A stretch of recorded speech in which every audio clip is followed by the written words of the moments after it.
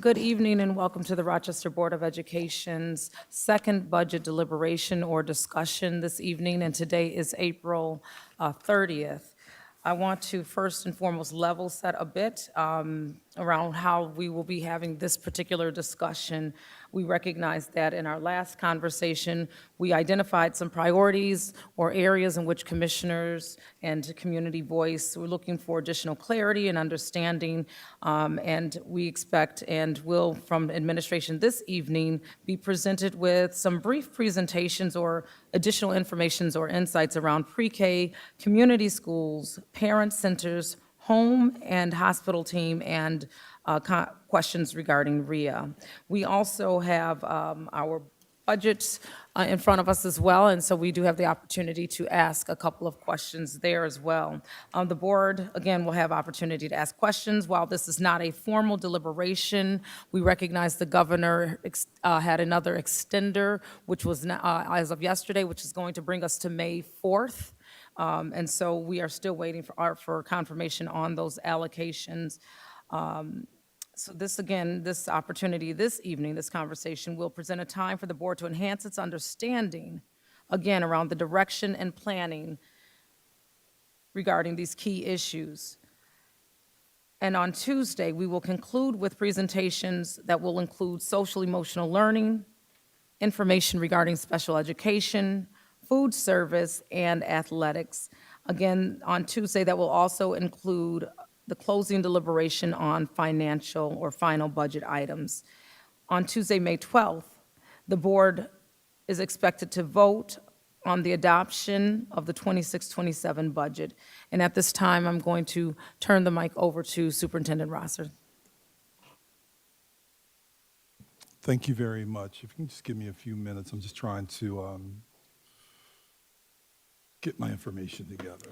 Okay, while Superintendent Rosser pulls that information together, I can also just reemphasize for those who may be tuning in, we've extended our board vote, which was originally supposed to be on May 5th, to May 12th for our vote, and all of that should be online so that the public can keep up with how these conversations are going and where we are in the process. So May 12th is when we are expected to take a final position as a board on the recommendations that have been presented to us on the budget as it stands. And it looks like the superintendent is ready, and so I will give you the mic at this time, sir. Well, thank you very much, Board President and Commissioners, for calling this meeting so that we can continue to work on putting together our finalized budget. I can really appreciate the conversations that we had this past Tuesday that really highlighted those areas by which the commissioners wanted to get more information as we are working to finalize our budget. First slide, please. So one of the things I wanted to do is just sort of level set is two things. I want to talk about why our budget matters and what we are looking to make investments in. So, of course, our budget reflects the disciplined strategic decisions aligned with the district strategic plan and board priorities.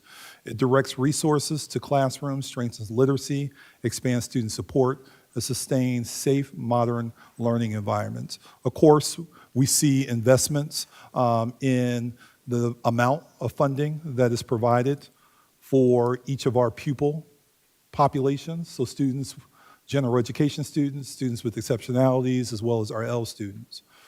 In our budget, we also have enhancing literacy supports, expanding community schools, strengthening teaching and learning, as well as safe, supportive, and modern schools.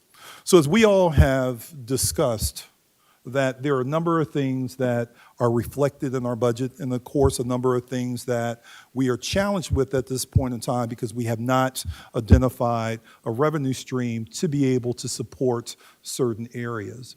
I do want to sort of share with our commissioners as well as with our community, or reshare with our commissioners and reshare with our community, the fact that we are facing some major challenges moving forward as a school district.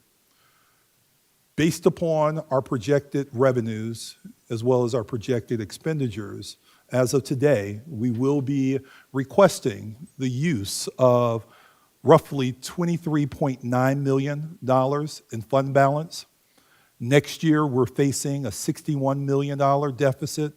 The year after, approximately an $85 million deficit. In 2030, $110 million deficit. And in 2031, $129 million deficit. Of course, this means if we do not do anything different today, that there will be impacts on staffing. We will need to have conversations around school closure, as well as changing our footprint throughout the district. And of course, when there is limited funding, it does place pressure on student programming. We currently, of course, in our budget, have identified areas where we do not have an identified funding stream by way of a reduction in the number of social workers, the reduction of a number of school counselors, and a reduction in the number of home hospital teachers. Once again, we have not identified a funding stream to be able to support those positions so that there are no longer reductions. We do have options before us. We can most certainly look at some of our contracts, such as Center for Youth, and potentially eliminate that Center for Youth contract to be able to support more social workers as well as counselors. And we could also look at funding that we do have set aside to be able to address compensation increases for staff in unsettled contracts for next year. So we do have some options that we can choose from at this point in time. Those options, once again, would be to reduce and or eliminate the Center for Youth contract altogether and take the $1.7 million that we have allocated for Center for Youth and reappropriate it to social workers, school counselors, and home hospital teachers. Or we could also look at reducing the amount of money that we have set aside for contract negotiations for contracts that will be up next year. What we are planning today, of course, in our presentation is to give board members more understanding around what we're doing and why we're doing things at the pre-K level. We want to talk about home hospital. We want to discuss RIA, and we also want to discuss community schools. So with that being said, what I would like to do is to call Chief Cody, there she is, Chief Cody to the microphone to go over the elements of pre-K and why we are making recommendations to expand our pre-K programming throughout the school district. Chief Cody. Thank you.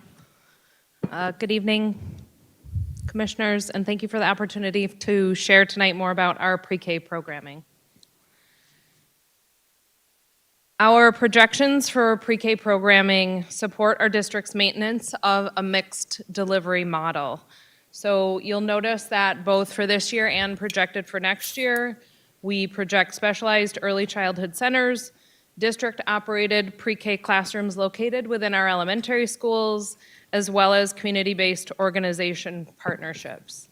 So you'll notice that in the 25-26 school year, we currently have 22 classrooms within our CSD centers. This includes the current Reese Center on North Clinton, as well as the Florence Brown Center that's located at School 33. We have 86 pre-K classrooms currently situated within our RCSD elementary schools and 60 classrooms with CBOs. At present, the bottom chart shows you enrollment possible, meaning the seats that we had allocated and projected for this year, which was 2,821, in the actual seats filled, which was 2,598. We know that pre-K funding is allocated based on projections, but ultimately it's contingent upon enrollment, which is verified twice a year, once in October and once in March. This March, we were in a position where we were expected to return funding due to the 223 unfilled seats. So you'll notice some of our strategy around the reduction in overall classrooms accordingly.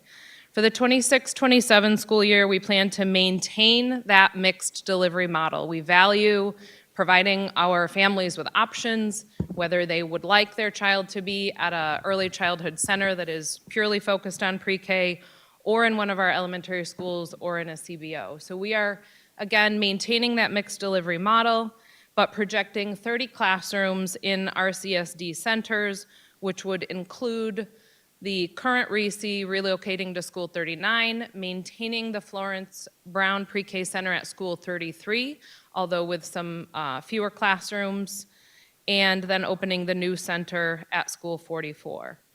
We also project 68 classrooms to remain within our elementary schools and 63 classrooms within our community-based organizations.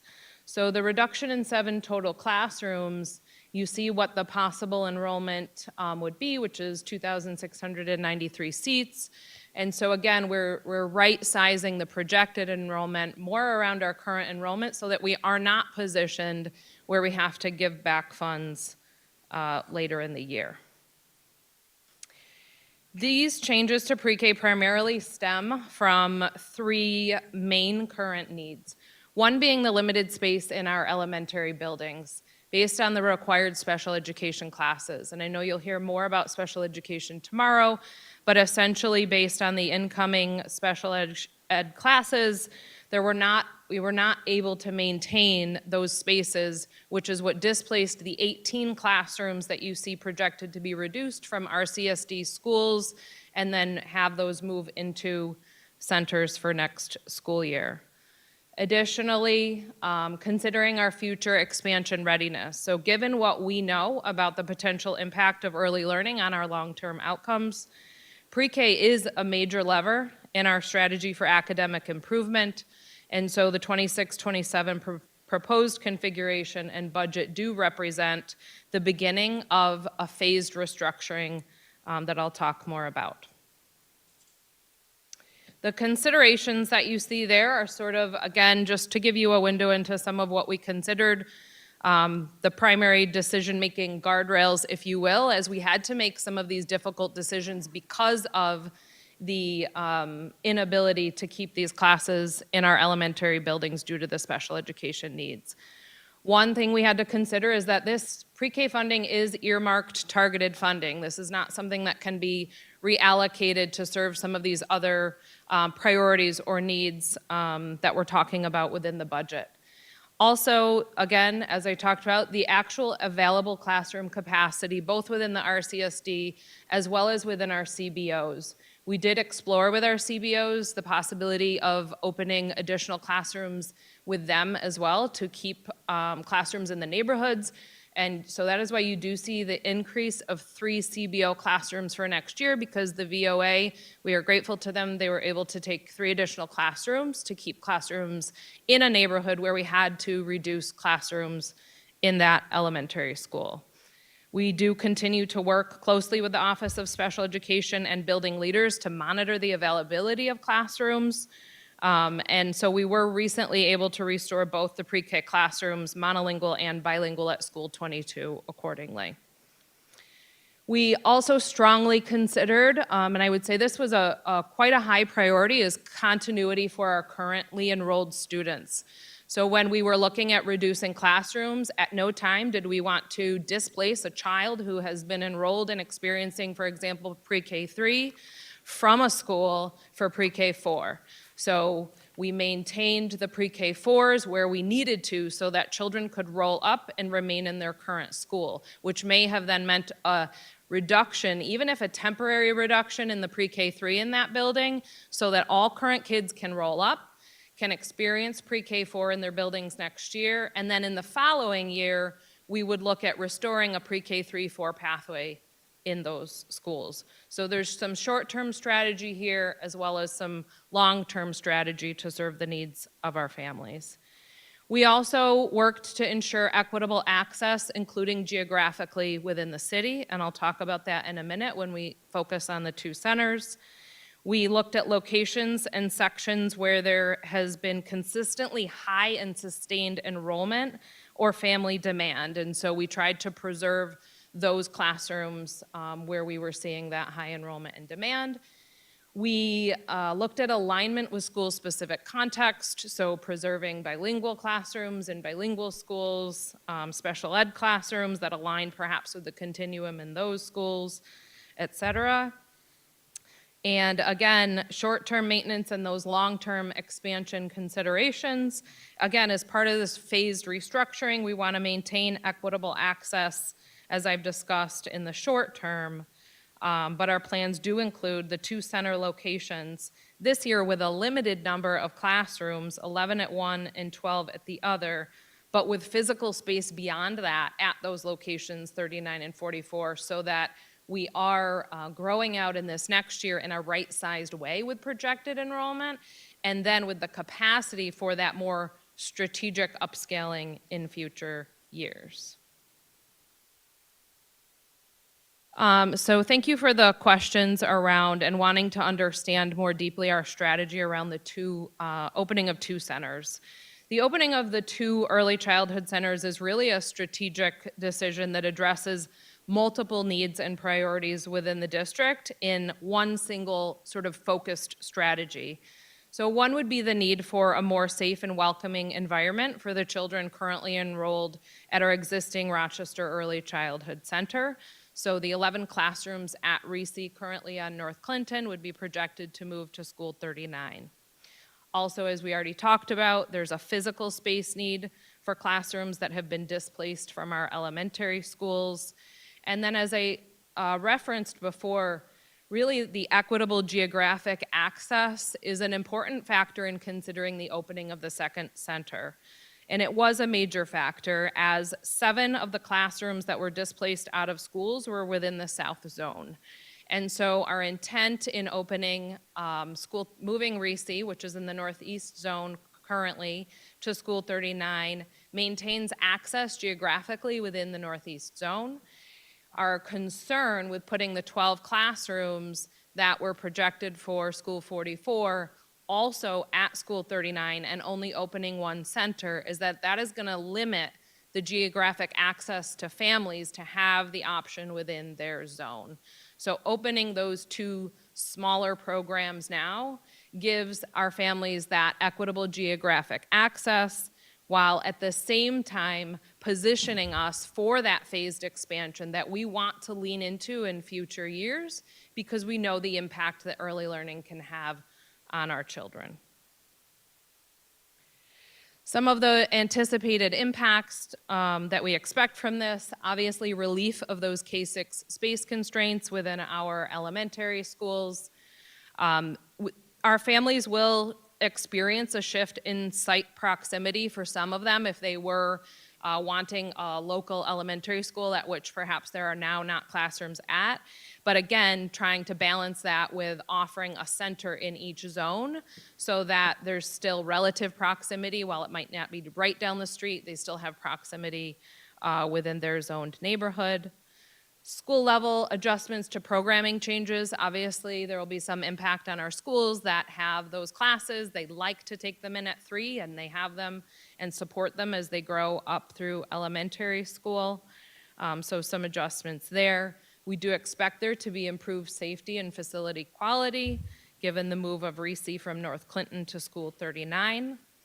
More efficient and sustainable use of resources as we are able to concentrate some resources at these centers to support that developmentally appropriate education. We expect that we would be able to see increased access to high quality pre-K as we sort of take this, again, step back in order to take 2 steps forward. And ultimately, we expect stronger early learning outcomes, which lead to stronger long-term success. So this includes a future impact on all 4 of the board goals, as more opportunities to engage and strengthen foundations with our earliest learners is indeed going to lead toward all students reading by 3rd grade, students in grades 3 through 8 being more proficient in math and ELA, and students earning 5 or more credits by the end of 9th grade. So pre-K is our first opportunity to really engage our learners in ways that positively impact all of these goals. And if I can add, thank you very much, Chief Cody. If I can also add that one of our strategies also was to make sure that we were providing opportunity for our families who may have 3-year-olds or 4-year-olds by providing additional seats. We are providing opportunities for them not to have to worry about childcare costs. So that was also a factor that went into our thinking around expanding our pre-K opportunities throughout the district. And given the fact that the governor in her executive run is indicating that Rochester is slated to receive an additional $8 million, we felt that by doing this, this would be in alignment to the funding that we're receiving, as well as our ability as a school district to provide greater opportunities for our community's youngest learners to be engaged in meaningful learning opportunities within the Rochester City School District, our CBOs, and our CBOs. So with that being said, are there any questions that we would like to ask Chief Cody as it relates to her presentation? Okay, thank you for unpacking that and providing rationale and thoughts around that. We're going to open the floor for a little conversation and questions, and we do have, again, about 3 or 4 other presentations, so I do want to make sure we get thorough understanding around some things. I do want to lead, and you may have touched on it, and I might have missed it. I also, before I do that, I want to acknowledge that we have another commissioner online, and so someone will let me know if a hand comes up. And also, this is a presentation, wonderful, not on board docs, but my understanding is that we will have this published it is now? Wonderful. So the public should be able to see this as well, so this is wonderful. My question is, did I miss any type of anticipated transportation barriers that our families may run into? So we recognize that Reese's in its current state is not in the most safe or ideal space. And so going to a green space is going to be powerful and helpful for families. However, if transportation was getting them the access, how are we supporting that? Do we have that understanding? Yeah, so right now as a school district, we do provide bus passes, from my understanding, to families who may have transportation insecurities. Most of our parents, many of our parents do transport their children to and from pre-K. So our thought is, as we're developing these centers, and we do have some numbers on the number of parents who have elected thus far through the lottery to participate in either of these centers, that our parents would continue to provide the transportation. We do know that there is legislation in Albany, which I'm hoping is part of the conversation in Albany, where it would provide reimbursement for the school district for pre-K transportation expenses. We have not heard if that has received any momentum or whether or not that's going to be available to school districts across the state for this upcoming year. But that's one of those unknown things that we are anticipatingly waiting. Yeah, and I appreciate the clarity around the mixed model that you're using. It really helps to clarify some misnomers that even I may have had around the fact that not all elementary schools, they will have some pre-K classrooms, that CBOs are in fact increasing in their pre-K capacity, at least by 3, and that there's not multiple pre-K centers opening, but one is opening while there is a relocation, and we know logistically. If I can also Yeah. add that one of the things that's in our proposed budget is that we are looking also to increase the allocation per CBO. So right now, it's at $10,000 per student. We're looking to increase that with the additional funding that we're receiving from the state to $12,500 per student.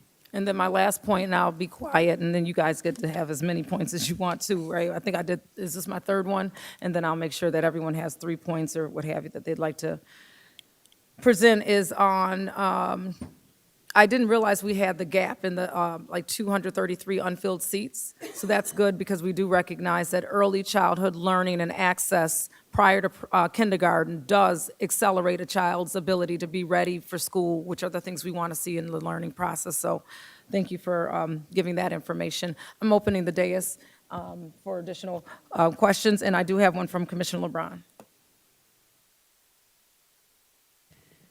Yeah, and I'll be honest, I don't know if I'll personally be staying for the remainder of these. I don't want justifications for what I've already pointed out, and I will publish actually after I leave here.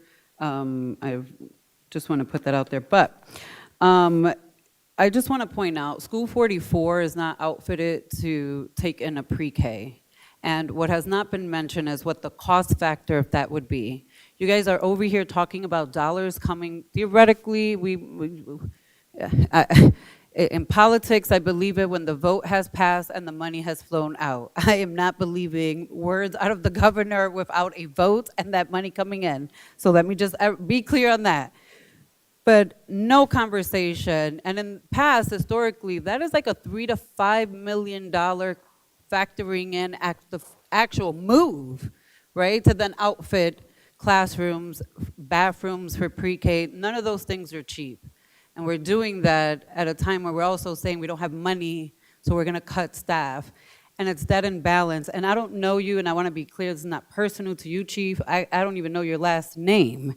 But you're here representing pre-K in a space that I have been at for a very long time, and I've never seen you ever in the community CBO's table, at the Children's Institute, none of these spaces where pre-K has been intentionally developed and communicated and talked and worked on. And that is the one area that we always tout that gets it right in this district, not just on how we're educating in pre-K, but how we even do partnerships in that space. We've always had great collaboration, great partnerships. And so for folks who are not experts and not have been leading in that space for this community, again, to come in and make these big sweeping recommendations and changes and not bring the community along, I just could not vote for this type of stuff. But I do want to point out that there's cost factors to adding, moving, including schools, and swing space, right? Swing space will cost us to move families. And then this is gonna be my last comment as superintendent mentioned a lottery. We can't do a lottery on pre-K. You are not legally allowed to tell parents where they select what pre-K program they go to. It's one of the regulations that we differ from K-12, where we can create policies to sort of say, we're gonna create a zone and that's our policy. But the law says parents have a right to pick wherever they want to go, and a bus pass doesn't cut it. So if y'all think that we're going to get these monies and we're just going to continue to get bus passes, it doesn't cut it. It doesn't cut it for my daughter who has 4 kids, 2 that were enrolled in the district, 1 who got disenrolled because my daughter could not get her there every single day, and I tried. But I also have another child to get all across in a whole different location. And that child my grandchildren are at school 33. I have 2 more that are coming in this school year, entering pre-K3. So I want to be clear, like these conversations are going to be directly impacting my own babies. And I can't imagine that my daughter would have to have my grandkid, who by his IEP has to be at 33. That's not even the closest school to her, by the way. There are 2 schools she can walk to, but she is at 33 because we put kids based on IEP at a school. And then she's gonna bring 2 more kids to enroll, and you guys are gonna put her at like 39 to get to for an overflow. Like, I hear what you guys are saying, but logically, when we start to apply what this looks like for real families on a day-to-day, just doesn't make sense. And so with that, I don't want to get upset. I know that there are other commissioners. You have 6 other people to convince for this budget vote. So with that, I yield the mic, and with that, good night. Thank you, Commissioner LeBron. Did you have any clarity that you could provide, or all set? All right, so we have any other commissioners that have anything that they'd like to Griffin speak has to? her hand. Thank you, Tom. Commissioner Griffin? Yes, I mean, I think Commissioner LeBron said most of everything that I would have said. Commissioner Griffin, The can only you? thing I wanted to add to it was I have a vital concern in how we, in the past, how some of the doors or classroom doors have been closed off, and we're building up the district with the kids when there's open doors at our CBOs. and which is affecting them economically and affecting our children in those neighborhoods that would like to go to those CBOs. So I have a problem with actually the numbers and saying that we need these kids we need this space because we have a lack thereof space for our children to learn, when actually some of the CBOs doors and classroom doors are being closed because the district is holding off putting the kids in those CBOs. So that is a big concern of mine. But I think, again, Commissioner LeBron basically touched upon all the things that I would have said as well. That's why I'm against it. Thank you, Commissioner Griffin. Do we have any other questions regarding pre-K? Vice President Malloy? Yeah, I would like some clarity, similar to what Commissioner LeBron said about the cost that's involved in making these moves and where that's being absorbed. It's got to come from somewhere. How much is this costing us? Yeah, Chief Scott is out today. We can most certainly get that information, but the costs right now are being allocated to the pre-K grant. There are things that we can use in the pre-K grant for moving and doing some other things that we can do some outfitting for these centers. And currently, School 44 does have model pre-K classrooms in place. A lot of our teachers have gone over there to receive professional learning. But we still would need to do some updates to many of the classrooms over there. And it's my understanding, I'm not certain, Chief McDowell, I know that you've had conversations with Chief Scott about the costs associated with these moves.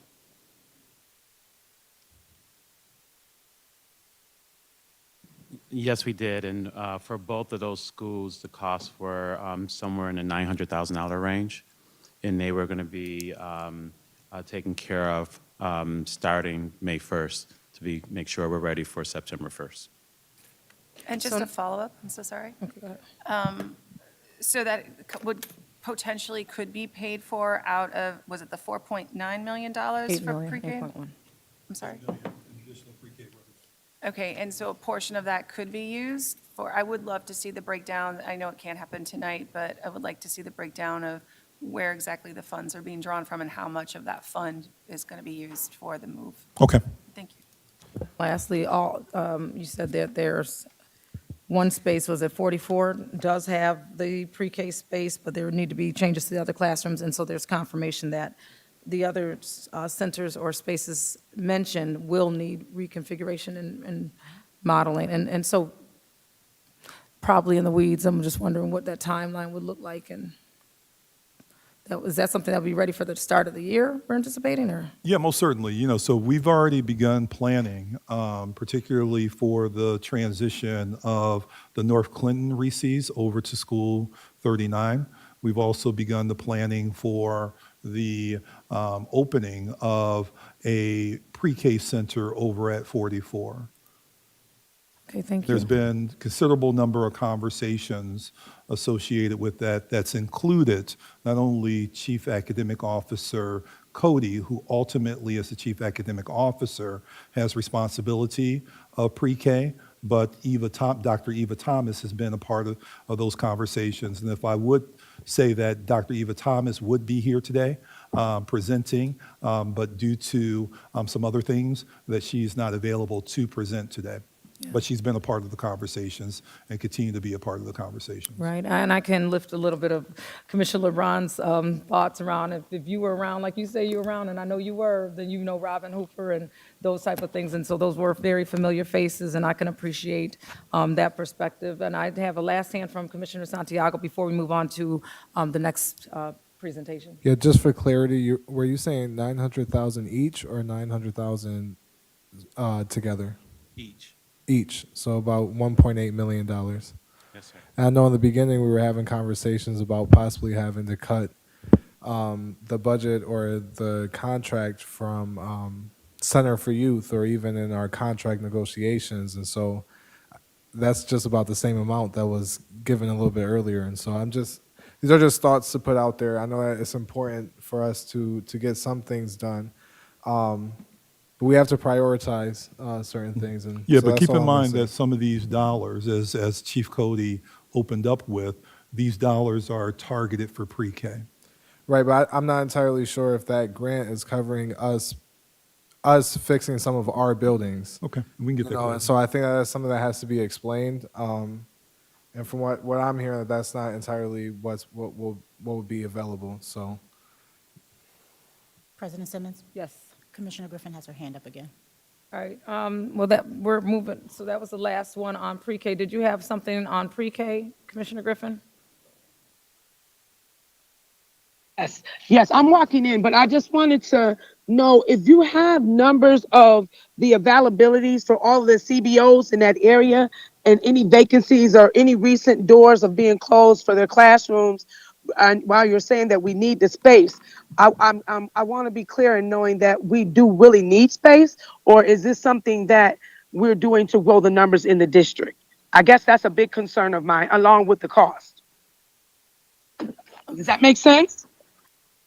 So we'll see you, you said you're on your way into the building, and Yeah, I am on my way in, but I just want to know if we can get the numbers from the we, CBOs on and the availability of space. And if they had to close some of their classroom doors because the children were not being released to their buildings, because these are some of the things that I have concerns about. correct, we heard you, and we are capturing that Okay. for the log, and we will see you when you get Okay. in. Okay, thank you so Okay, thank much. you. Okay, bye-bye. Superintendent Rosser?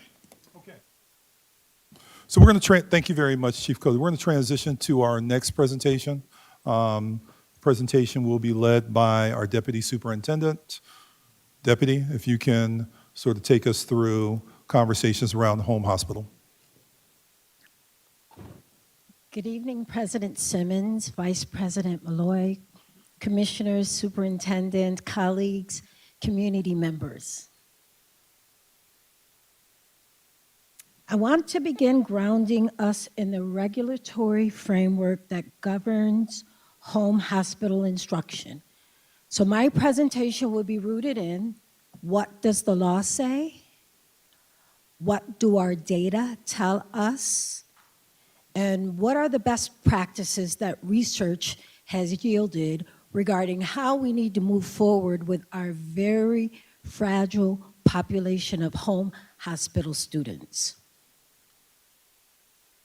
Under the New York State Education Department Regulation 100.22, this service is not discretionary. It is tightly defined and requires clear medical documentation.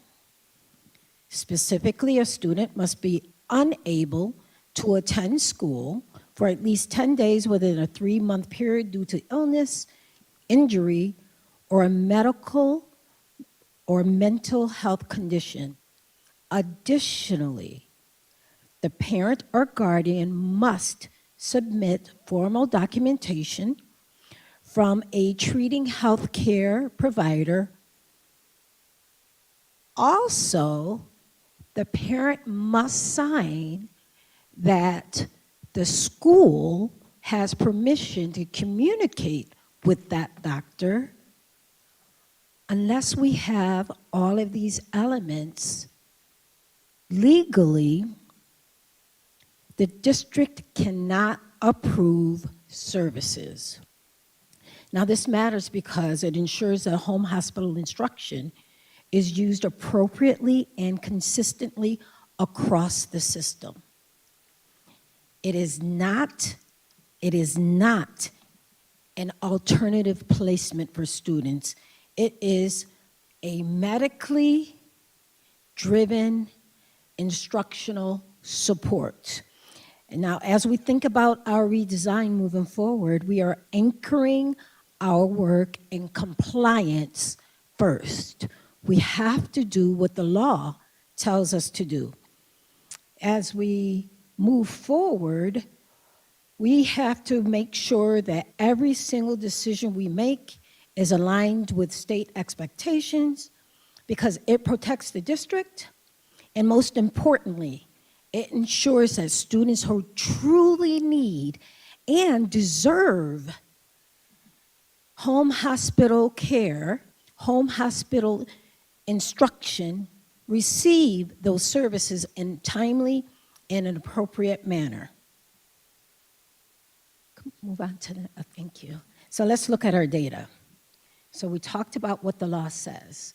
So let's thoroughly examine the data that we have here in Rochester City School District.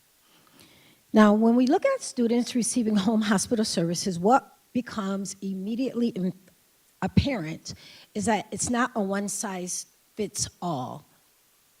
Medically, home hospital services can be given to students who have extreme medical fragility, babies who have cancer, babies who have significant autoimmune deficiencies, students who are hospital bound. After that very specific set of students, we also have to look at students who have some short-term illnesses. Our young mothers who may have been on bed rest because of their pregnancy, and now they need time for recovery after giving birth.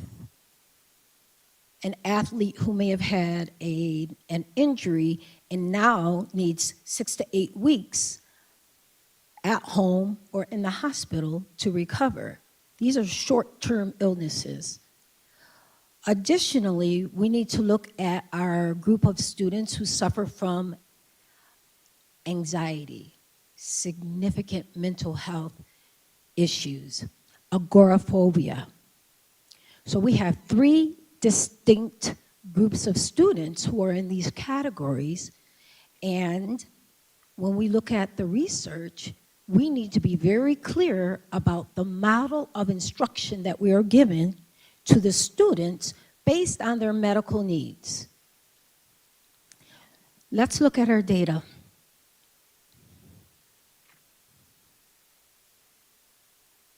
The range of needs requires a differentiated support. Medically fragile students require something that's very different from a student who is experiencing anxiety, and both are different from a student who may have to recover from an injury.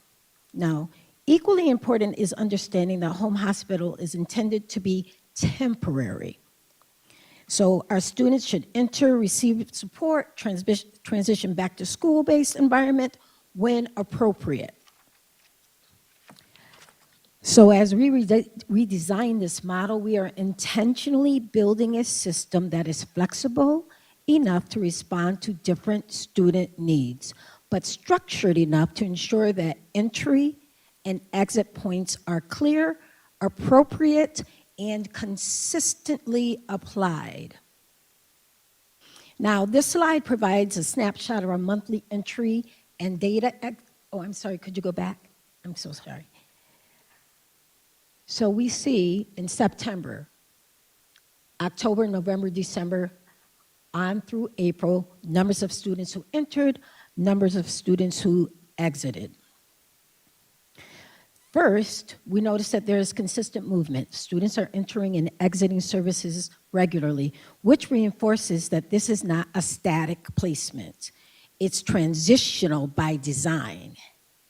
Second, we see demand across the entire school year, starting in September, ending in June. We know that we will have students entering and exiting this program. This tells us the need for services really and truly are ongoing and predictable, but not isolated. Third, in several months, exits meets or exceeds entries. Now, this is important. It shows that students are returning to school, which is exactly what we want. Now, however, the challenge that we have is that the numbers of teachers that we have far exceed the needs of our students. That's what our data are telling us. When we did a deep dive into the data, we noticed a few things. We noticed that we have some medically fragile students with some short-term illnesses. That's about 11 kids.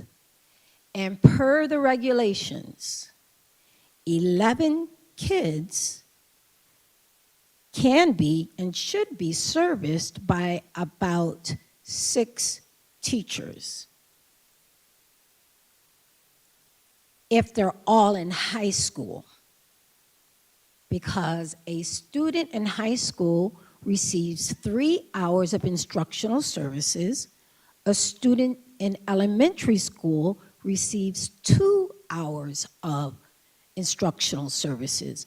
And when we're talking about our medically fragile students, they may not be able to experience the full 2 to 3 hours because of the nature of their conditions. So when we're looking at our most fragile children, we only need approximately 6 teachers. When we look at our students who have maternity, medical care, we have 3 students. So that will be short term. Those students will exit and return to home schools, or they should. Unfortunately, as we were uncovering the data, we have been allowing students to stay in our most restrictive environments without medical permission. That's a clear violation. So we have to do a much better job tracking our students because we know what the research says. I could give you a list of research articles, but we don't need that because we are still dealing with what happened to our children from being isolated as a result of COVID. So I don't need to explain to you that when at all possible, our students need to be grouped with their peers so that they can receive instruction. And if we're looking at that model, we will not have teachers working one-on-one with students who have short-term conditions. We would want our teachers to service those students in small groups whenever possible. So right now, we have 2 teachers who have 3 students each. We have 19 teachers who have 2 students each. We have 8 teachers who have 1 student each. And so what we are saying is, according to our data, there is a far more efficient way to ensure, guarantee that our students who require this sensitive medical instructional model receive exactly what they deserve and are entitled to. This model is not an efficient model. Can we move forward?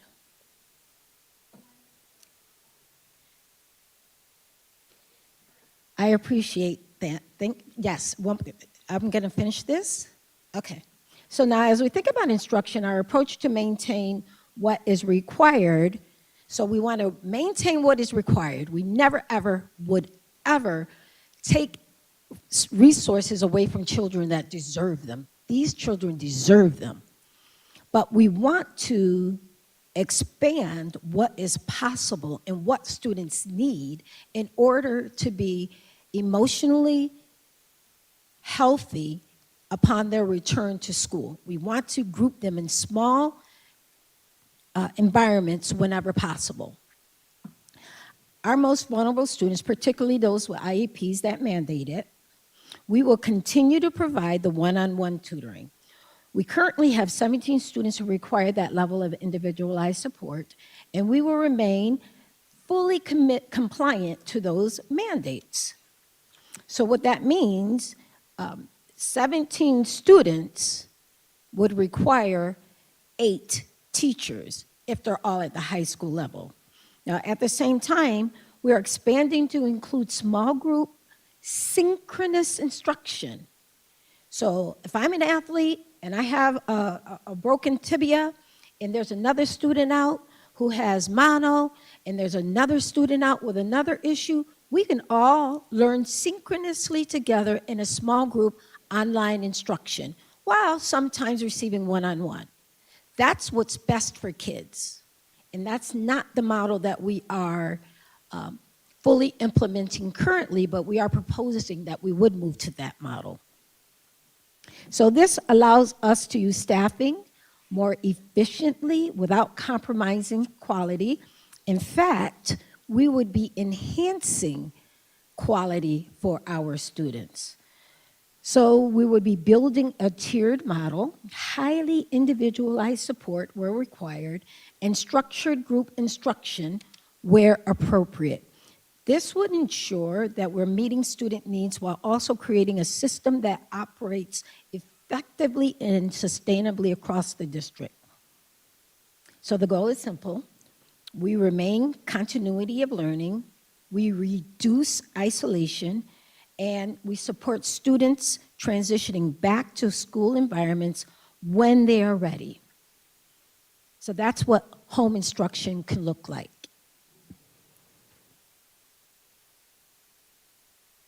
So at this point in time, we will entertain questions. So, Okay. Board President?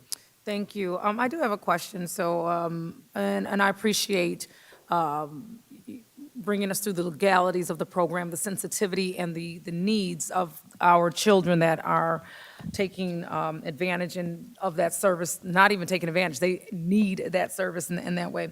You mentioned, I'm just going to jump toward the end, you mentioned online services, and although I don't require home hospital instruction, I know that for myself as a learner, I'm a visual learner. I'm also a learner that appreciates being in person and with people. That connection helps me learn. So I'm wondering with the online piece, although it can be helpful in some cases, is that a mandate that children have that, or is that an option that families will be able to say, you know what, my child or the child says, I would like to do this online, or they, do they have an option there? Yeah, that's something we most certainly can explore. One of the things that we were pulling from, particularly as it relates to the online programming for this population, is we were pulling from the high success of our virtual academy program. Currently throughout the district, we have students who are highly engaged in the VAR programming that's been developed over a number of years and has proven to be extremely supportive and successful for students who, for whatever reason, are not able to receive instruction one-on-one, instruction in a classroom with a teacher. Additionally, there are some students with severe anxiety. They may not want that one-on-one. They may not want to be in a physical space with other students, but would have a greater success if they were in an online community together. So to your point, we would be opening options for families based on the needs of their individual children. Okay, last question. What if no families opted for the online? Then would we need to maintain the staffing structure, or would we have enough staff to accommodate if no student opted for online, if that is truly an option? We would have enough staff because, as we saw in the slide previous to this, we have 8 teachers with 1 student. Additionally, all of the teachers aren't captured in that slide. Yeah. So we right have now, there are 33 teachers who are assigned to home hospital, and through the calculations here, it appears that 29 have assignments where the other 4 do not currently. And this does change from month to month. So when we look at our trends, there are more students in certain times of the year that may qualify for home hospital, but it's most certainly important for us to make sure that if we're providing this service, that it follows the outline that is given to us that's prescribed by the law. Thank you. I want to open the days to ensure that any questions are taken care of. Yeah, Thank you, Commissioner Fine. So, Commissioner Santiago. Yeah, if we can go, oh no, that's actually the slide right there.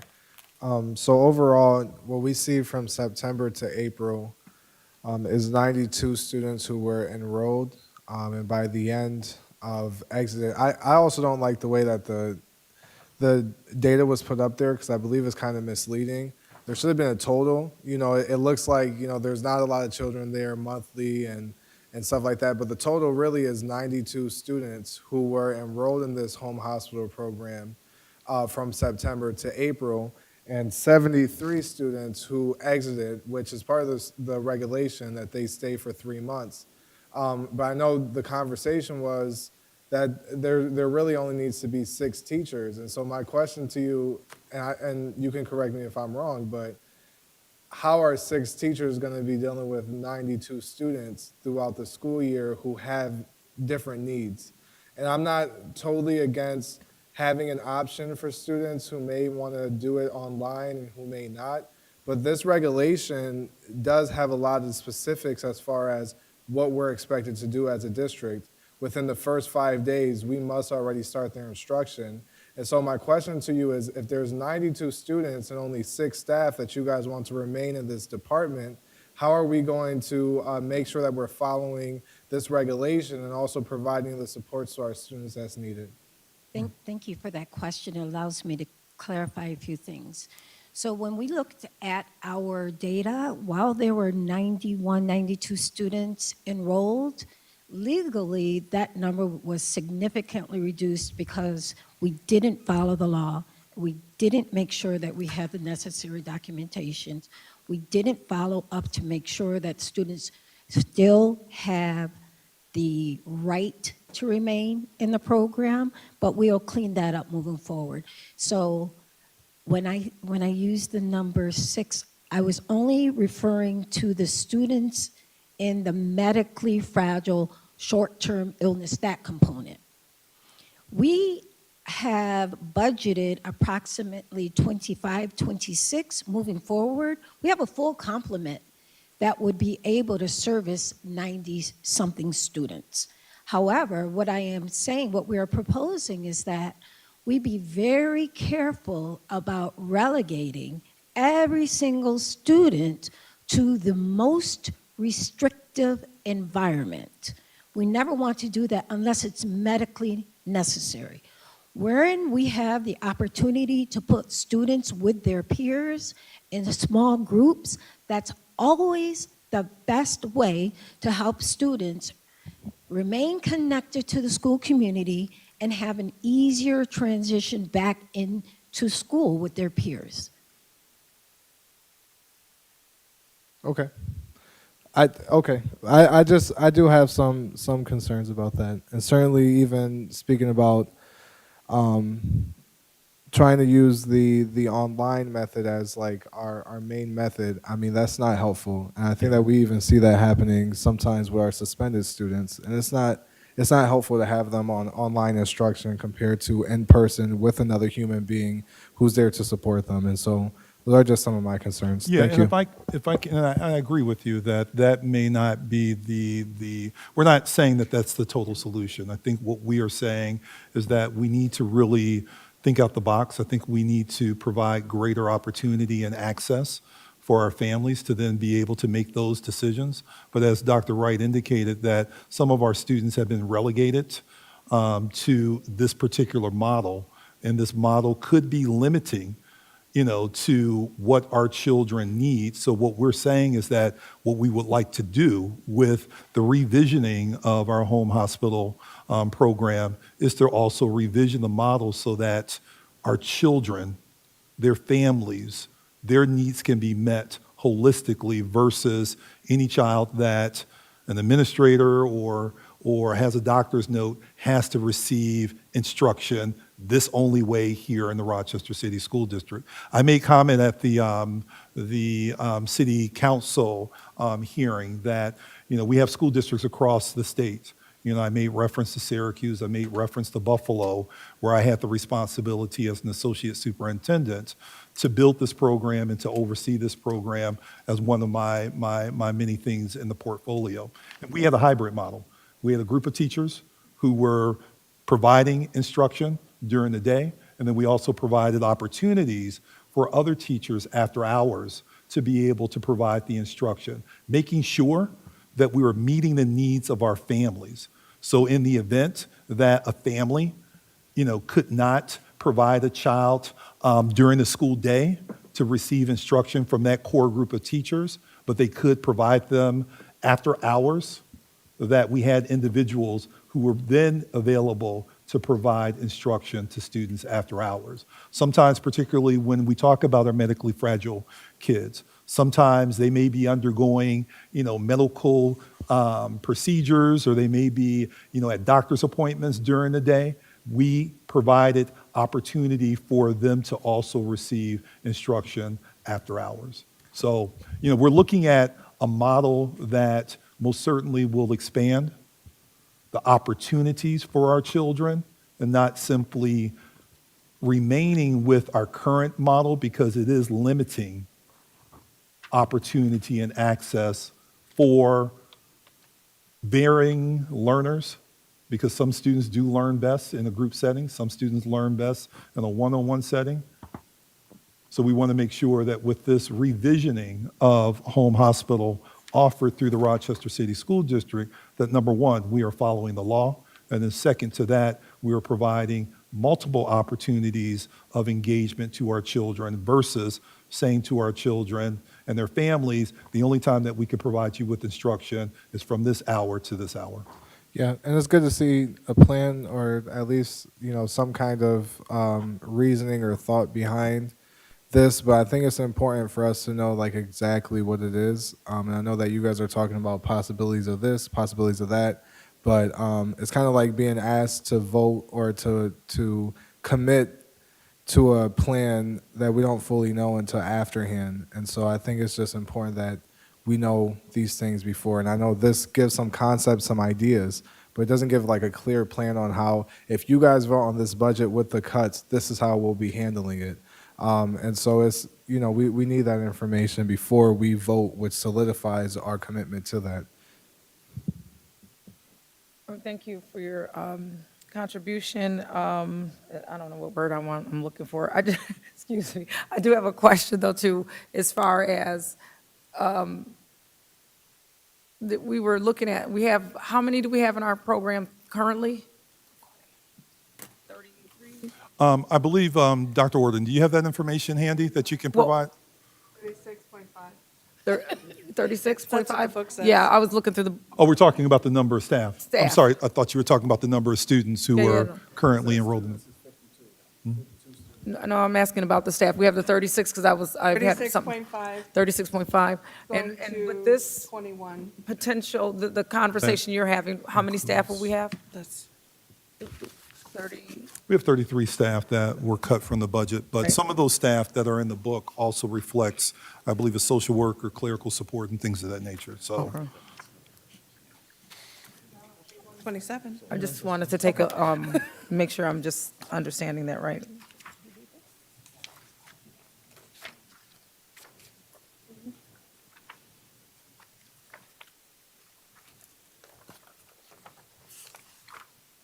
And Mike, is this one of those function things, or is this the actual number of teachers on page 127? Because individuals are categorized sometimes by function. They may or may not be a teacher. They may be clerical support that is in that area. So when you look at home hospital, it indicates that 36.5, and what we are proposing is 21, which That would include any clerical Mhm. or other supports. that's, yep, So they have a nurse, they have. they don't have a nurse. Okay, But thank yeah, you that for would that added include clarity on what additional supports like that line incurs. And I apologize. Towards the nurse. So I do apologize, Commissioner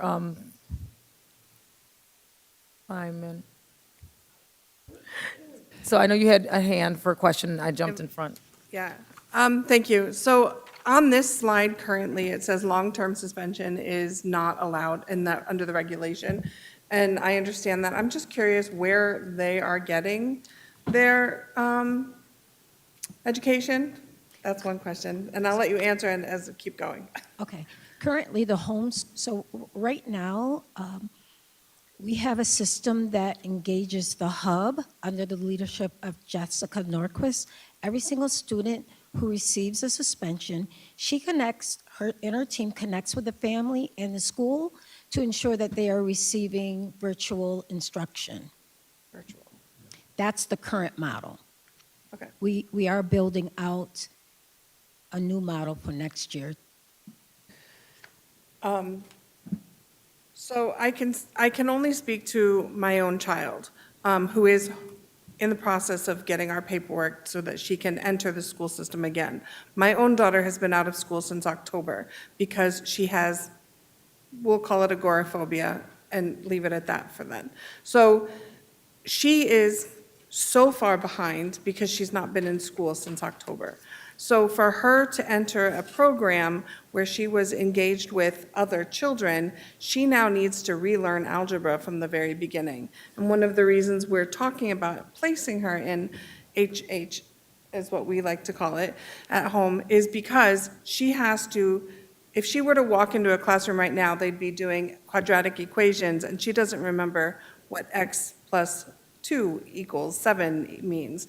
So I struggle with understanding how my daughter would be placed in an environment where she had other kids, where if we have all these multiple levels and multiple students, my daughter's a very quick learner. They don't anticipate her even being in there for 3 months till she's caught up, thankfully. But it is the only way she can enter school is through this to get her caught up so that she understands where she's at, so she doesn't walk in blindsided and overwhelmed and go back to the beginning again. So my struggle is if they were to put her in a virtual program, which, by the way, she would love, but with other students, I don't think she would get the support that she needs. And I struggle with understanding how you can put more than one child in a group setting where they will be all over the place. You wanted me to respond to that? Yes, please. Okay. So I think that it's very, we have to be very careful not to base the concept on one story. So every single child's needs are unique. So for a child like yours who has a particular condition, if the best course of action, because that course of action also according to the law has to be co-designed with the family and the school teachers, if that best course of action for your daughter is one-on-one, we would say one-on-one. And after 30 days, revisit with you to see if maybe she's ready to go into a small group setting, because if you want her to go back to school, you may want to consider allowing her to start first in a small group setting. After that, we reevaluate, we talk with the doctor, we rewrite the plan. If that's not working for her, she goes back to one-on-one. If it's working for her, she moves forward, and then we talk about a reentry plan. Yeah. And if I can just say real quick too, so what Dr. Wright is describing is a very real example that we experienced in Buffalo. We found out in Buffalo that we had 2 children in the family that had never set foot in the school, and one child was 16 years old and one was 13 years old.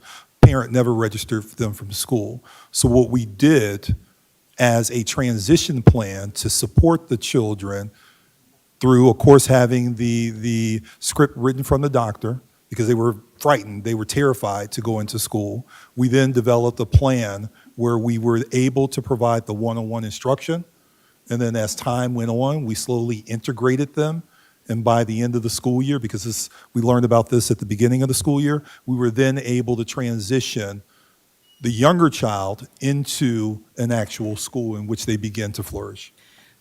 And I understand and appreciate that, but if you have a child, I can only use mine as an example, who is going to flourish and is going to be okay, but she's at a high level and she's in AP classes. And then you have another child who is in gen ed in a different class, in a different grade level at all. I mean, how are you going to group these kids? Because the beauty of HH program is that it allows that one-on-one. And you have all these diverse grade levels and experience levels and academic levels.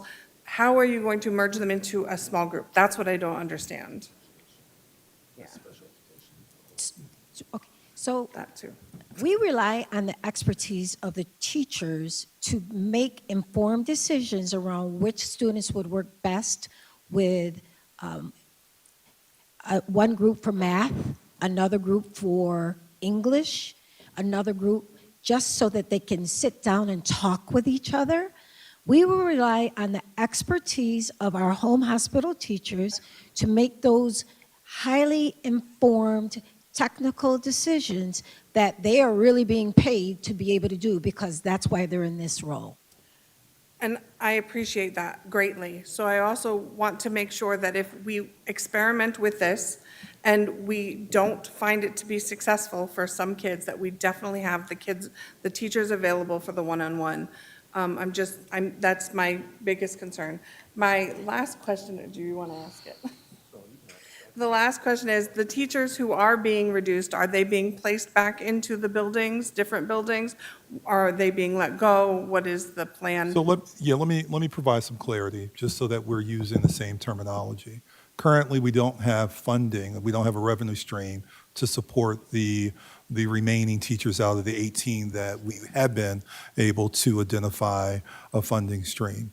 Based upon the certification areas of those individuals, each of those individuals, for the most part, and I have a listing of where they're currently at as it relates to their number of years of service. Right now, we're not seeing that any of the teachers who currently we don't have a funding stream for will be displaced and without a job. They would be placed back into a classroom setting. Last question, and this is a question I've had on the diocese for several months. H&H brings money in to the district. They work in partial, and I'm just wondering, I've asked for clarification on where that money is and when do we get it. I was told it's approximately $1 million, and it's not in any, I haven't seen that yet. So I know that with the increase in partial in the program on South Avenue, we provide for those children to be educated. And not all of those are from the Rochester City School District. Yeah, so that's something that we're trying to track down as well. We're trying to track down if there is truly a revenue stream. What I shared previously, that historically, the school district in which a hospital was located was responsible for providing the instruction to students who were in that facility. In years past, what has transpired, particularly here in Rochester, was that the hospital in which we used to provide the instruction for all children, be them Brighton kids, be them kids from wherever, that the hospital has created another model by which those students who are not Rochester City School District students are being instructed. So that no longer exists. Right. So, yeah, what I'm saying is that no longer exists at the major hospital, but if it still exists here, we're trying to figure out and track down what the revenue stream is, and perhaps, and I will say perhaps, we haven't been able to sort of clearly put our finger on it, but perhaps we have not necessarily been billing or the funding has not come. But given this eye-opening information, as I mentioned when we spoke before, we are trying to identify, what the funding stream is for home hospital at this point in time. The revenue funding stream is for home hospital at this point in time. Thank you, Commissioner Feynman. Vice President Malloy. Yeah, thank you so much. First and foremost, thank you for all of this information.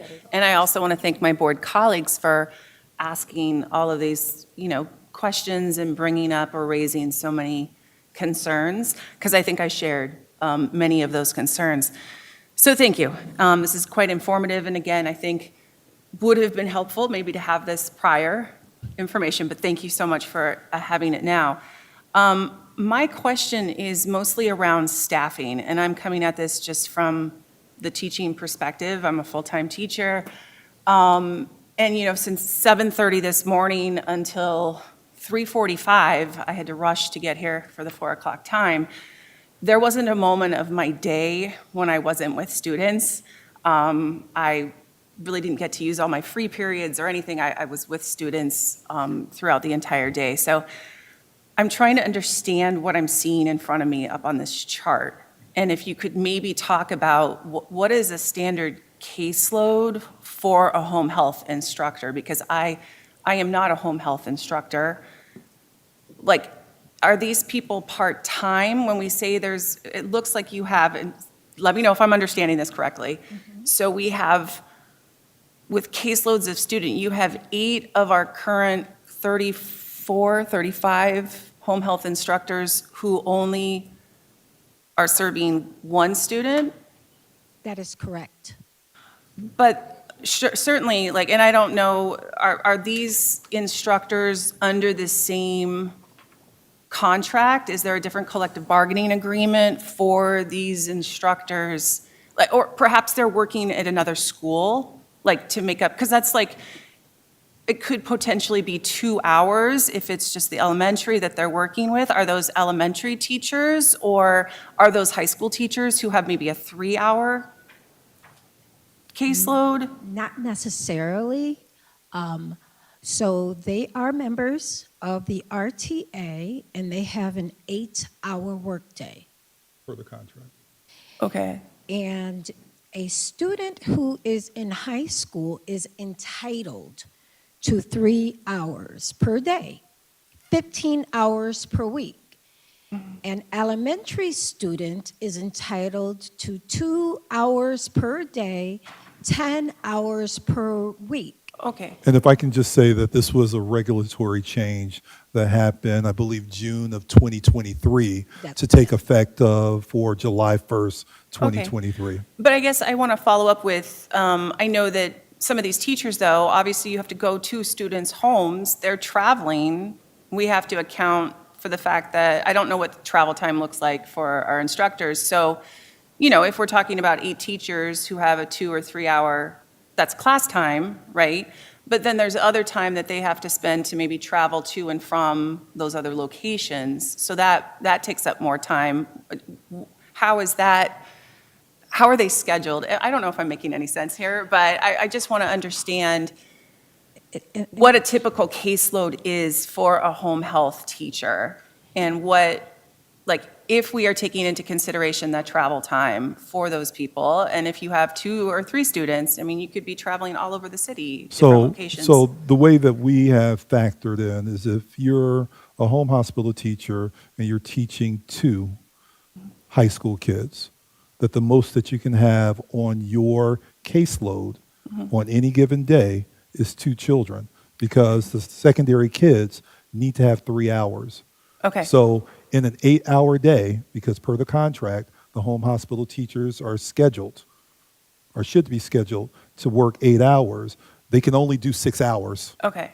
But if it's an elementary school student, then they can have up to 3, because it's 2 hours each. So that's 2 hours elementary. If you have 3 of them, that's 6 hours. So I guess then, thank you so much for these answers. It's really helping me better understand. I guess my other question then is, of the 8 instructors that only have 1 current student on their caseload, are they also maybe part-time in another school, in another capacity, to No. make up for those other hours? But are they considered full-time employees? Yes. Commissioner Malloy is expert at these questions, because you don't No. put like 8 in. This is And I'm- good, though, thank you. Well, I'm just trying to better understand the data that is in front of us. And I'd also like to know how I can get this gig. No, just kidding. No, because I'd love to work only 2 hours per day. No, I'm joking. I really value the work that our employees do. And if these are certificated teachers, I can see the need for them in other places in the district. So thank you. And if I can provide some clarity too, and of course, these numbers include students who technically may or may not qualify for a home hospital based upon the legislation. But in September, the count of number of students that we had that needed home hospital was 27. October was 40. November was 39. December was 35. January was 29. February was 31. And in March, it was 24. Yeah, thank you again. Thank you. That was, I actually, listening to the conversation, it was very fluid, and it took me on a journey, and I started to see a little more, so I appreciate the questions that were raised there. It looks like I have two more hands. Are you all fighting down there? I'm just joking. Commissioner Griffin? I guess my main concern is with dealing with this area of cuts in our budget for hospitality is a home hospital, is that there isn't enough information, solid information for me, to make a decision to cut something when we don't have a perfect plan at all. I think the plan is not well thought out. I appreciate the work that's being done, but I just think there's more work to do. I do not want what they say, blood on my hands, with something that I feel has not been thoroughly vetted. We have a lot of new staff here, and I appreciate the work that is being done. But I have to say, as a member of this community, there is still a lot of work to do when we come to cutting things like this in this nature from our students and our teachers. I again appreciate it, but there is still a lot of different moving pieces to this that doesn't sync with me well, doesn't sit with me well. I think we have more to do, more work to do in this planning, before I can make a conscious decision that could affect the future lives of these children, and our staff. So I would appreciate, for myself, and I don't know how my other board colleagues feel, that we go back to the drawing board on this and rethink this through. I just don't see where we are solid in this. There is too many, and please understand, the laws that need to be corrected, I think those need to be addressed. I think we need to make sure that those Ts are crossed and Is are dotted. But I think that we should set this to the side because it's not something that I feel comfortable with at all. These are decisions that can make or break a child. We also we still have social emotional issues with our children, and this can add to it if they're not getting the proper care, and we decide to make a change like this drastically. I think we need to just table this. But that's just my thoughts, and I just wanted to put that out there for the listening public. Thank you. Thank you for that, Commissioner Griffin. I just want to be very clear about the math.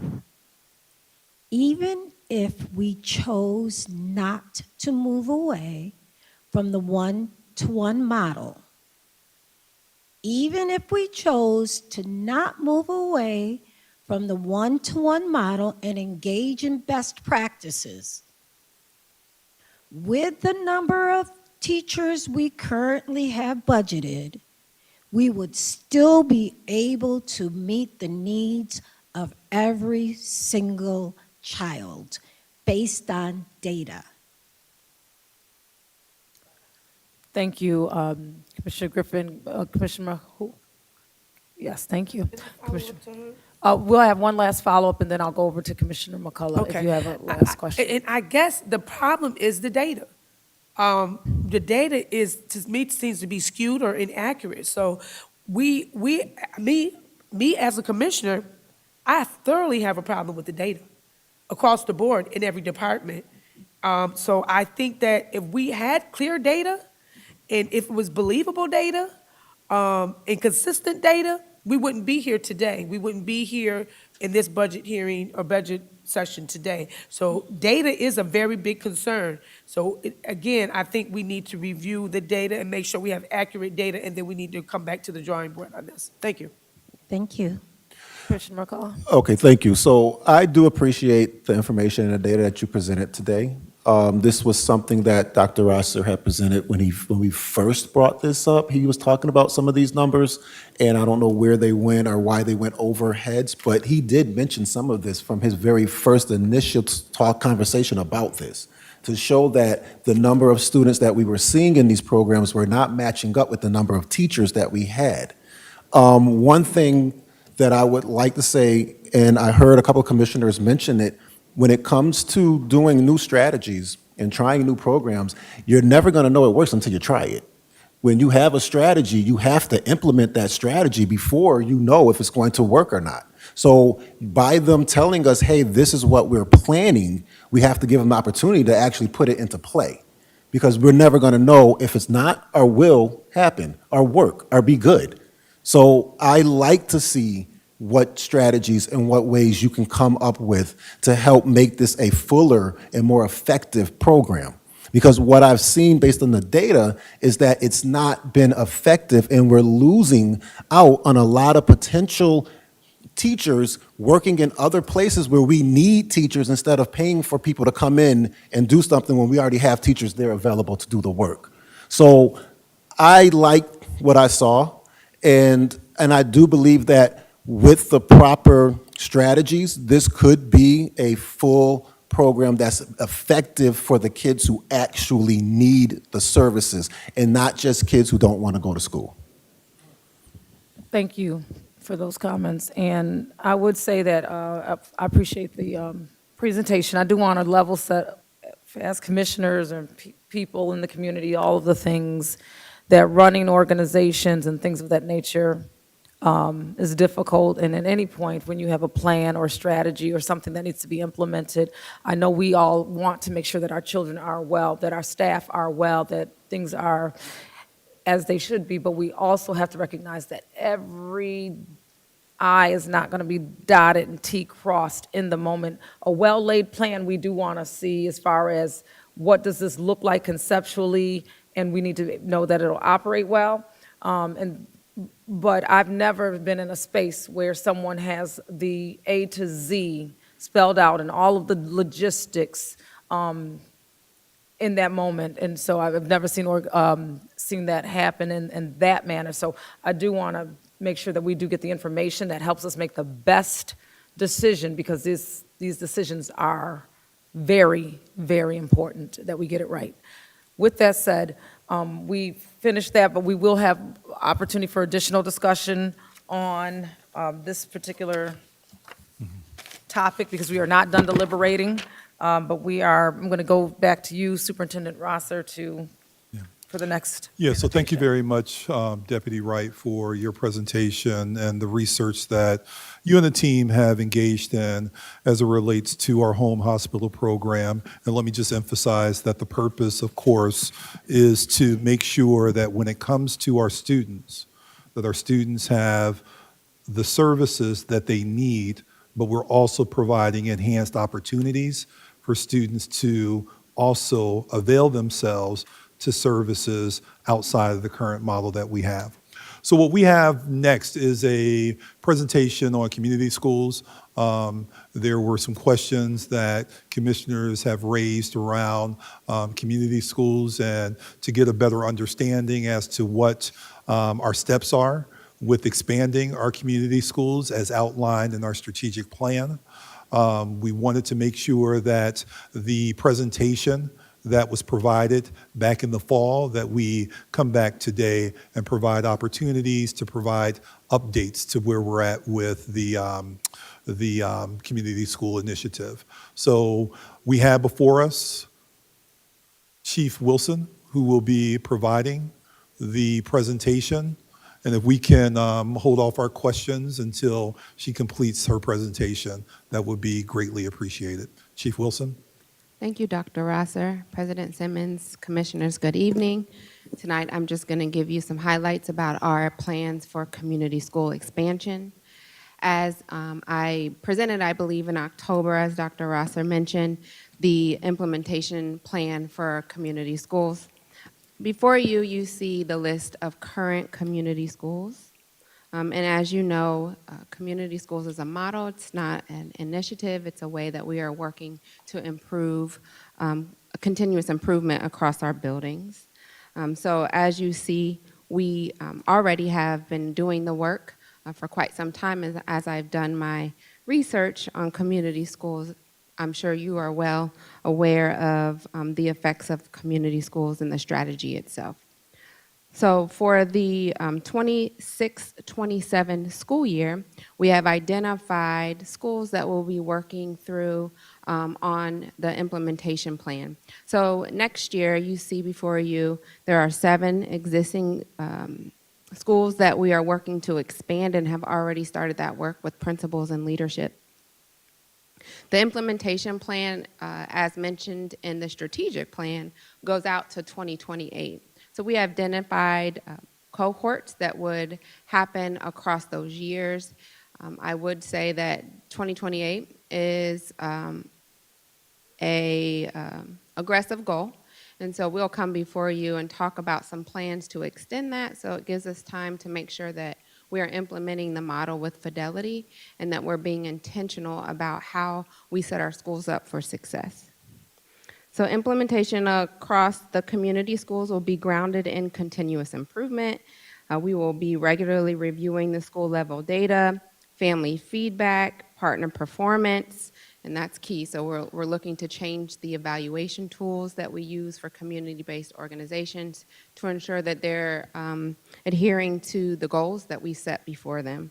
Each community school will have a community liaison specialist central to the model. This is the person who will help coordinate partners, connect families to services, support needs assessments, organize family engagement, and track whether supports are actually reaching students and families. The funding approach is braided. We are not relying on one source. The plan includes philanthropic funding, RCSD operating supports, just title funds, state aid, and partner contributions. We did receive a $1 million philanthropic support that has helped accelerate our implementation across 4 of the 7 new community schools, and we're very much grateful about that. The anticipated impact is stronger attendance, more consistent family engagement, expanded after-school programming, wraparound services, and of course, better coordination with our community partners. Our metrics are tied to reducing chronic absenteeism by 15% over the next 3 years. So that's a goal that we're going to challenge our community liaison specialists to work with our community partners on. This also, again, connects with Goal 4A, which is all schools will be community schools by 2028. And we're also looking into the Guardrail 2, which addresses the conditions of our students and staff. I am happy to say that New York State is very much immersed in supportive of the community school model, and they run a lot of training that we will partake in and that several of our schools have already partook in. So over the last 10 years, the state has recognized that those schools who are community schools, graduation rates have increased by 25%. ELA proficiency has increased by 22%, and that the math proficiency has increased by 26% more. So the data from New York State shows that schools who are community schools are making substantial gains over the schools who are not. So we're excited to enter into that, and our 7 schools and 7 leaders are excited as well. And if I can just add real quick that, to Chief Wilson's point, there's a lot of momentum at the state level regarding the community school model. The community school model is evidenced through my experience in Buffalo as well as Poughkeepsie, most certainly elevates student success. It holds as a banner of its main pillar, foundational pillar, that a school, home, and community approach is the only way that we will be able to address the holistic needs of students. Within the One House budget, there is a request of over $100 million to be appropriated for community schools. I'm hoping that with the activity currently happening in Albany, that does pass because it's been in the budget, the One House budget, for a number of years now. But there is a lot of interest, and when we went down to Albany to sort of give our budget testimony, there were a lot of legislators who were asking about community schools, a lot of legislators who were promoting and celebrating community schools. So what we're doing here in the Rochester City School District by identifying, and I believe Chief Wilson shared with me that someone at the state level was really excited around the Rochester City School District having a very aggressive but very strategic goal of transforming all of its schools to community schools, because in places like Buffalo, Syracuse, I know that there are community schools there, but not all of their schools are community schools. You have additional things you need to share, or are we good?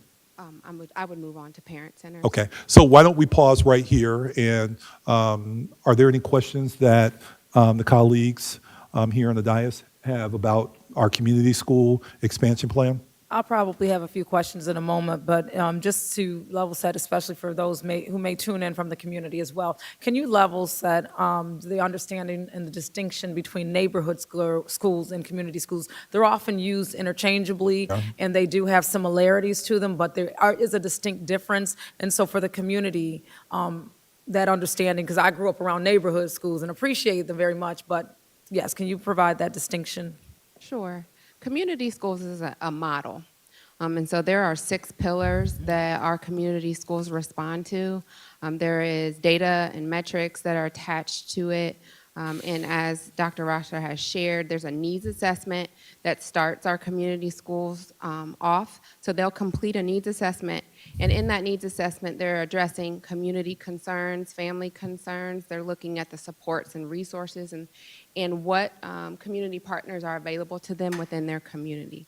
From that, they're able to kind of have a prescribed ask of support from their community partners. So it is about neighborhood. You know, part of it is neighborhood, that the community surrounds the school, but also that there is a synergy around the needs assessment and what the schools have identified as their top priorities. Yes. And if I can just say this, one of the things that distinguishes a community school from a neighborhood school is also the fact that each community school has a community school liaison, or in the case of Rochester, a community liaison specialist. Those individuals are there to help cultivate, identify community partners, to join hand in hand with school district staff, parents, in delivering services and supports that are going to address the needs of the school community. In addition to that, the community liaison specialists are also there to support parents.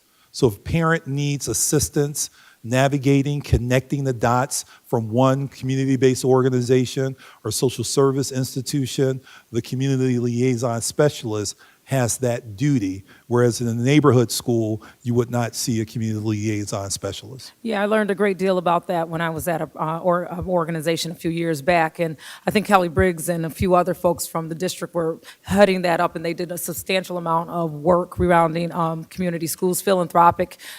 People were very involved in that, and so there is an appetite here in Rochester to see community schools happen, and so that is just good information to have, and I'm glad you were able to make that distinction. I'm opening the dais for specific questions at this time. I'm going to start from the end and come on out, because you guys are, just who would like to speak? Commissioner Griffin? I do appreciate the community school efforts. I just want to note that a lot of our schools already are community schools, and they've been doing the work for years.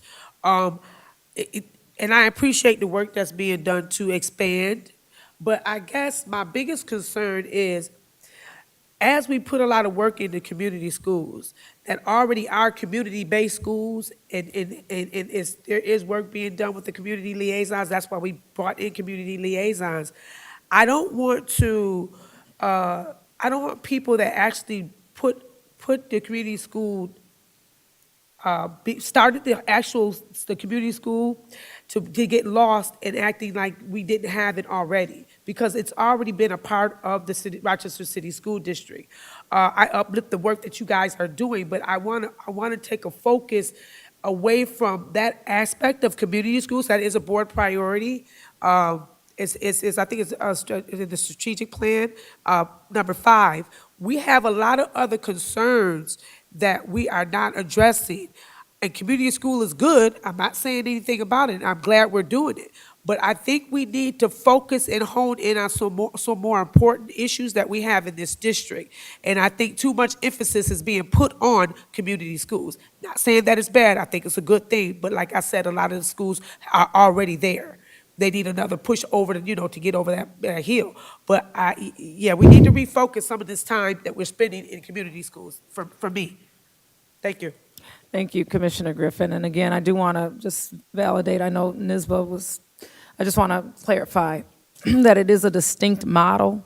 And so although remnants of it may exist in certain pockets, unless the model is driven to fidelity, it's not that.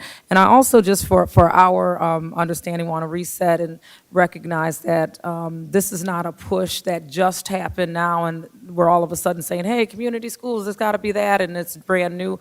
This is something that actually was presented, if I'm not mistaken, this is not in response to you, this is for folks listening. So I don't want to have a conversation. I'm just trying to make sure information is accurate, and I may need to be corrected, but our strategic plan already consisted of community schools, and it is part of the academic plan from the state monitor. I do see you nodding in affirmation, and so we are expected to operate and complete that plan, and this administration is now coming into my understanding. This is my question, my conversation. It is not personal towards anyone. I'm just putting out my understanding so I can be corrected. And okay, that is correct. And so what I understand is what this administration coming in, community schools, was expected to be implemented by 2028, which was not something that was reasonable. And so you're extending it to 2031 or something of that nature, something that pre-existed. So it's not a new thing that you're bringing in. And I just want to make sure, because then I would have additional Yeah, that is questions. correct. Yeah, the community school initiative here in Rochester, has been in place for quite some time, and we as the leadership in the school district are simply carrying forward what a previous board put in place as it relates to a strategic plan. We are just simply doing as we are expected, which is executing and actuating the elements of the strategic plan. So this is not something that we're celebrating. We're coming in saying that we're doing this and this is our, creation. We're just simply executing what has previously existed.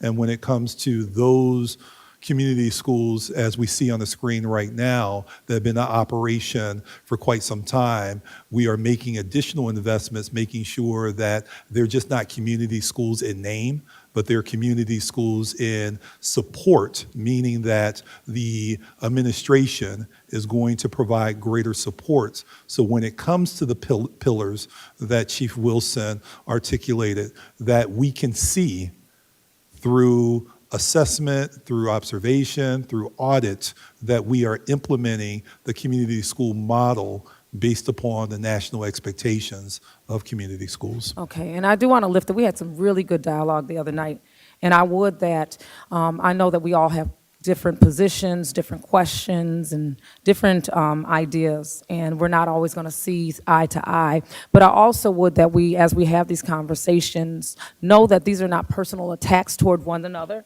and that if I need clarity, it does not have to mean that I'm trying to counter or come against anyone else. And I just want to make sure that is out there and understood, because I'm feeling like sometimes we may be not getting that understanding. So I just want us to know that we're having dialogue, and if there's any additional questions that can provide any of us clarity, this is the time to do it. And I appreciate getting the clarity that I needed in this moment. At this time, I'm going to turn the mic over to Commissioner McCullough, and I'll work my way in. Okay, so I really do have one clarity question for me, because I remember you guys presenting that model. I don't remember if I was on the board yet, but I remember you presenting it and going over the implementation of how you're going to do it in segments and phases. So my question is centered around the timing. Do you foresee we having, as a district, enough time for that many schools in each of those phases and the funding to be there to do that, even with the CBOs and the other streams that may be coming in to help? Do we have those fundings to do that? So I didn't hear. I very much, we have already solidified funds for this year, and we're looking at how are we going to expand by 2028? Not just for funding purposes, but there is a lot of work that goes into the needs assessment, to making sure that our schools are ready to begin that work. And so with us being able to extend past 2028, which is the original strategic plan, it would be helpful for us to be able to get all of our buildings ready to be a community school. So even though our schools start next year, we actually started working with them this year, in this school year. So it wasn't that come July 1st, they're going to start this work. They've been working on plans and how that will look in their buildings this year, starting next year. So yes, you're right, we will need some additional time to extend it. It's a great goal to have. You know, we want our schools to be surrounded by community, but we also want to make sure it's attainable. Yeah. And if I can add too, that even though these schools are being proposed to be designated as community schools, there's going to be a lot of work that goes into over the next several years for them to elevate to really being community schools that are operating at a high rate of fidelity. So one of the things we're looking at, and the reason why on this particular slide you see cohort 1, 26, 27, we're going to be working with those schools over the year to help them to develop into these true community school models. You don't see a number or a timeline for cohort 2 because we want to make sure that we're not simply saying, okay, next year we're going to do these 7 schools. The year after that, we're then going to do these remaining schools. The year after that, then we're going to do these schools. We want to make sure that we're doing this deliberately and slowly to make sure that we're just not simply check marking a box to say that we got these community schools, because in some instances, as we have seen here in Rochester, that was done, and the proper investments were not made to make sure that all of those community schools that are currently in place have been supported by the district, have been supported financially beyond just the regular school funding that they've received, or at the time, because we use as a strategy, particularly for receivership schools and CSI schools, we use as a strategy to simply share with the state that we're designating these schools as community schools as a school improvement strategy. But when those dollars go away, we have not made the investments as a school district to continue to support those schools financially. Okay, so it's, just to follow up, so it's safe to say that cohort 2 may not start in directly after, it may take, that's not what you're looking, okay, so thank you. Commissioner Feynman? Okay, so part of the reason I think the book is confusing is because as we build more alignment, there's a lot of things changing. So we were looking at the community liaison specialists, and we realized they're being removed from the general fund and being put into the special aid fund. So we were like, wait a minute, why are we getting rid of all of these community liaison specialists? We're not, they're moving so that we bring future alignment into space. I like that. But I'm curious, when we added the community liaison specialists, and we're adding some in this, and it doesn't sort of reflect that, we're going from 15 to 22, so it's an increase actually instead of 100%. We don't have a bilingual, and I just want to uplift that we really do need to make sure we maintain our bilingual. Yeah, so we actually will be posting, and there will be bilingual community liaison specialists posted. And there also will be, they're actually reflected in the building budgets as well. So where you're not seeing them there, we want to make sure that we are transitioning them to building budgets in the next years or so that principals have more autonomy on that. So thank you for that question. Yeah, and if I can say also that one of the strategies that we employed, particularly in Poughkeepsie, because we had a high bilingual or Spanish-speaking population, that every one of my community school liaisons had to be a bilingual person, because we wanted to make sure that they were able to communicate in the home language of the students. So while we have many more, of course, community schools here in Rochester, and we'll have many more community schools, and we have varying, I don't want to belittle our current community liaison specialists, but where we have opportunity to have more bilingual or multilingual, individuals, that we most certainly are moving in that direction, because as we think about our parents and the population, and we want to make sure that these individuals they serve as parental support, that we want to make sure that our parents are comfortable with having conversations with them and that they can adequately support our parents. I just want to uplift that for the community too. Sometimes it looks like things are being just gotten away with, but we're moving to a different alignment. So we need to look into these things, and we just need to make sure that we're looking and making sure that things like bilingual, even though it says it's being taken away, it just hasn't been established yet. Thank you, Commissioner Fryman. I'm going to move on to the other side. I do see a hand from Commissioner Santiago. Yeah, I just have a quick question, which is relative to this and also the budget. I'm wondering, part of the conversations for community schools is implementing fully our MTSS system. And so I'm wondering for the next school year, how this budget will reflect that support for our students. Yeah, so the MTSS student support presentation, we're actually scheduled to do that next Tuesday, which will be more of a holistic conversation around how student supports are going to be provisioned for the 26-27 school year, and how we're going to continue to sort of create a coordinated system of supports for students, which isn't currently and widely visible throughout the Rochester City School District. So that presentation is going to happen on Tuesday. Okay, thank you. That was all for me. You probably touched on this already, and forgive me if I missed it, because I know that the dollars are there for community schools. We've got a nice grant that came in, that yay. What happens if the grant funding were to pause, shift, decline, or what have you? Do we have structures? And I'm not looking for the answer or the plan in this moment, but have we thought about how we will pivot or be prepared if that should happen? Yeah, so the grant, and I can say who gave us the grant, right? Yes, Well, maybe I'll pause then. I think, yeah, you can. Okay, so ESL, which is a pillar in the Rochester community, being very supportive of the Rochester City School District and really supportive of the community school model, they have provided close to, it's not $1 million, I think it's $988,000 to support our community school model. And these dollars are there, of course, to assist us with startup.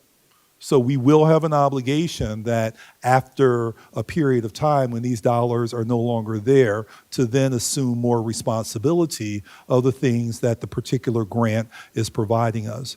As I shared previously, within the One House budget, there is a request to add over $100 million across the state for community school funding.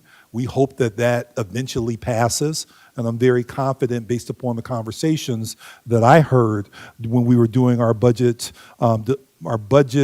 legislative hearing, that there are a number of lawmakers in Albany who are very much interested in expanding community schools across the state.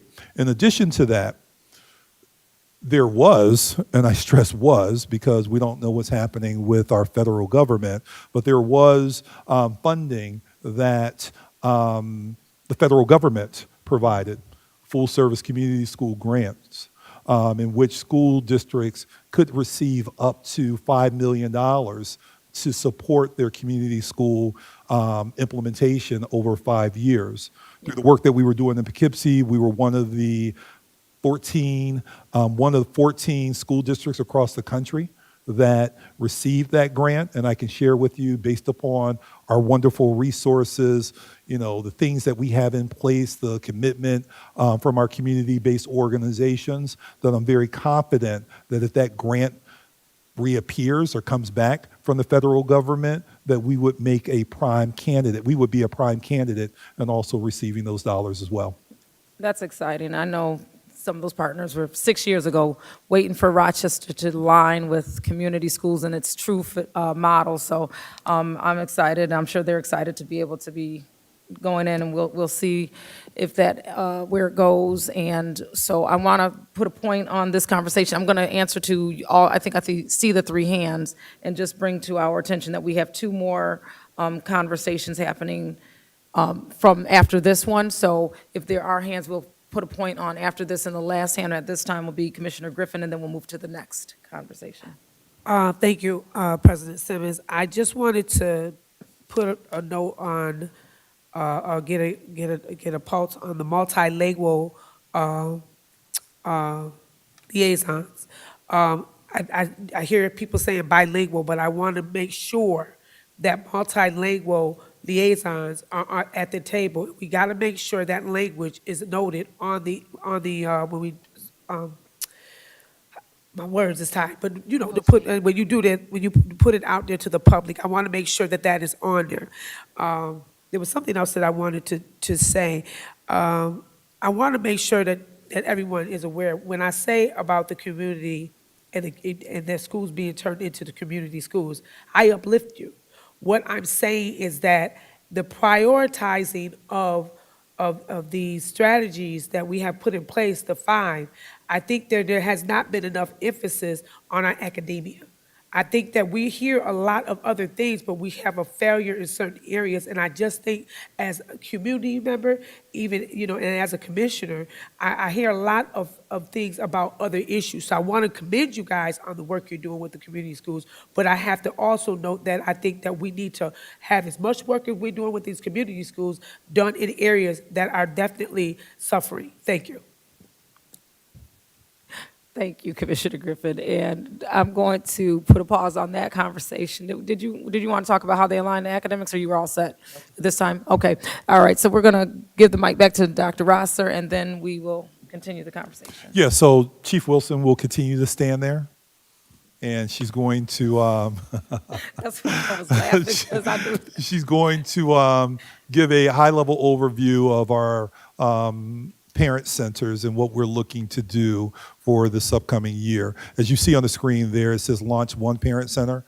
I will note that I have publicly made comments around launching two parent centers, but understanding of our budgetary confinements, you know, we are reducing our launch of one parent center for operation for this upcoming school year. So, Chief Wilson. Yes, and thank you, Dr. Rosser. I'm excited because we are really working on alignment. We're working on ensuring that as we focus on academics, we're also trying to change environments for our students and really engage our families, our community, so that we're wrapping around our students.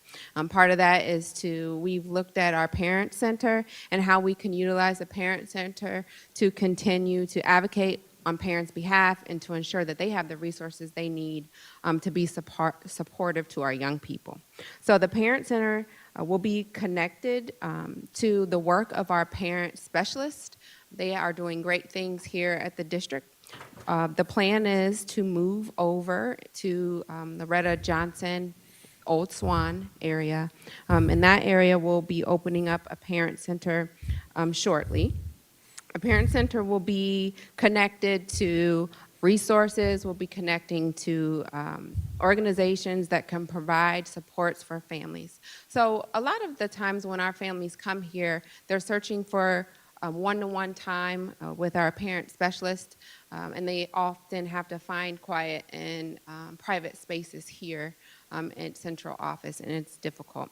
What we want to do is create an opportunity where we're inviting in community resources that families might need, and they can have a special time with that resource. We also do parent universities, and currently they travel from building to building, although they are not put on by that specific building. With the Parent Center, we'll be able to utilize what we call PEN, which is Parent Engagement Network, or otherwise known as parent universities.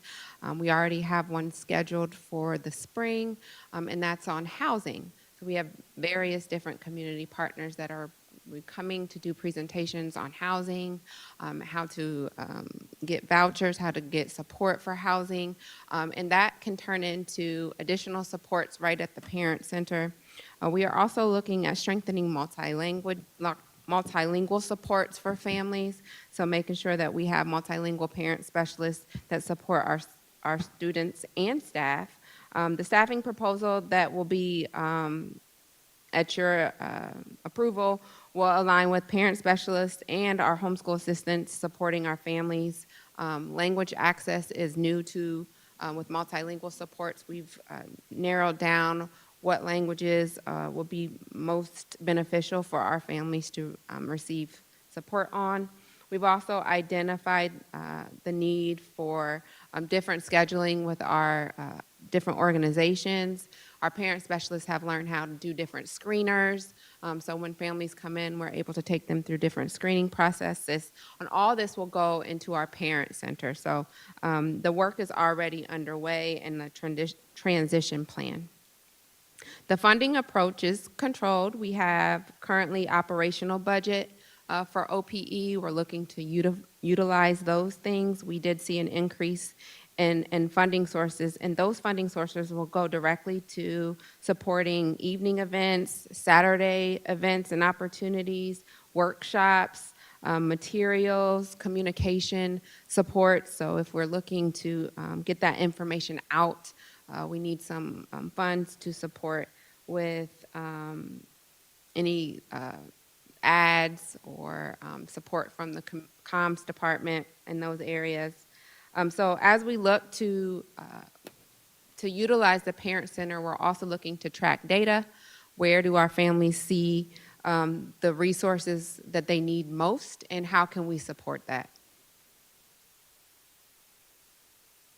This also is connected to our Guardrail 2 as we're continuing to strengthen how our families feel when they come to our CSD. So customer service has been a lot of the things that we're talking about with our parent specialist. We want our families to feel like they belong as well. So on one side, we're working with students to make sure our students feel belong in the classroom and in the school environment. On the other hand, we have a lot of work to do to ensure that our families feel a sense of belonging when they come to us for resources. And so all of those efforts will be centered and supported by our lovely parent specialists at the centers and then also within the buildings. So, colleagues, questions? Commissioner Santiago? I'm just wondering, because I know that part of our conversations is about community engagement and also student and parent input. And so I'm just wondering, have you guys asked or talked to parents about this center? And if they believe that this center was needed, and also what specific services will be helpful inside of the centers? I'm just wondering how much parent feedback have you guys used in the consideration of this parent center? That's a great question. I know that I'm going to just sort of set the stage. So, yes, there have been conversations with parents regarding the parent centers dating back to the fall when I came on board. We utilize opportunities at the fireside chats and community conversations to really get an understanding as to whether or not parents, would like this, opportunity. We've also had conversations with others such as Sarah Taylor about how Buffalo is utilizing their parent centers to do some marvelous things, and we're going to be conversing with her very shortly to also better understand how we might be able to partner to then provide these services to families. Chief Wilson, you have additional things you want to share?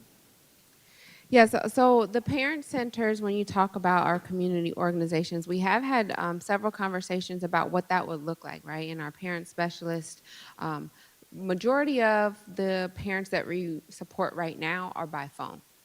So they call in, we provide a response, and typically it's centered around a student transfer, where's my student going to be supported. On the other hand, there's been lots of calls at the building about how do I get support, and I might not feel comfortable just going to the building to receive a specific resource that I don't want my student or my child to know I'm here for. And so that's where the parent centers would be coming into play, that you might not feel comfortable receiving a certain support or meeting with a certain resource at the school, and there's an opportunity to do that in a private manner at the parent center. So those are some of the conversations that we've been discussing with OPE and FACE. Yeah, but I can also talk about some of the engagement we've had with community-based organizations. One of the things that we're highlighting with this particular parent center is that there will be a food, I want to call it food bank. It's called and I'm having a senior moment right now. A food pantry, thank you. A food Bingo. pantry.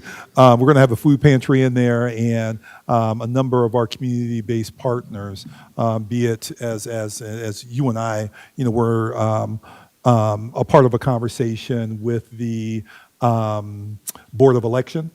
There will be opportunities for parents to be able to go there, understand the importance of voting, be able to sign up for voting.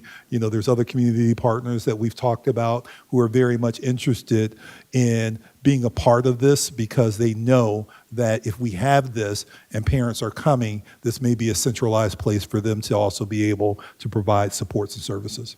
Yeah, that's great. And I think that it's good to have a center, but I just think it's also important to have our parents' input around that, and also allowing it to be an opportunity, certainly as we live in a community where services are needed. And so a place where education and parents can come and get connected to those resources. So thank you. Excuse me. I have a hand from Commissioner Griffin, and I want to add to, I think this is very important. I'm glad we're doing one parent center at a time. I did read a lot about this in the Maryland school district when I was just looking at different things that people do in different school districts. So it is a thriving thing if we do it and implement it correctly. So I uplift the parent centers and hoping that we can do it with fidelity. Thank you. thank you, Commissioner Griffin. We'll move in to Commissioner McCullough. Okay, so I am also happy that you're doing this center and only doing one. I do like the fact that you are centering around customer service. This is something that's lacking in our school districts across the country, not just with our parents and our students, but also with our teachers and administrators in our buildings. Customer service strategies can actually help us a lot, and we can learn a lot from those. My question is, with this center, it sounds like you're going to be doing a lot of activities, a lot of services for the parents. Would this require a longer day? And if so, does that mean that you have to bring on more more staff? So I do think. No, go ahead. I want to thank you for that question, Commissioner. It's hard to answer that because there is a year of implementation to identify what other resources we need. So right now, we're not stepping out of the box too far. We are going to be planned and strategize on what works, what resources work, what community partners are best to partner with. And as we build it out, I would like to see different opportunities to engage families in different ways. I do think that you have some families that morning works best. You have some families where the afternoon is the best time. And then you have some families where evening is the only time that is available. So it is a trial and error. We keep data and we keep track of times of phone calls, when they come in, how they come in, who comes in. And I would like to get a little bit tighter on that so that when we come back, we have a better plan centered around analytics on how we service families. Yeah, and if I can also state that one of the critically important things that has not necessarily been mentioned this evening is that the parent centers are for parents, which means that we as a school district will be responsive to what parents are articulating as need, and then adapting the services, the supports within our parent centers to then be able to meet the needs of our families. So when we talk about the PEN, which is the Parent Engagement Network, we will be doing surveys of parents and saying to them, what sort of workshops, what sort of activities would you like to see the school district to provide to be able to support you?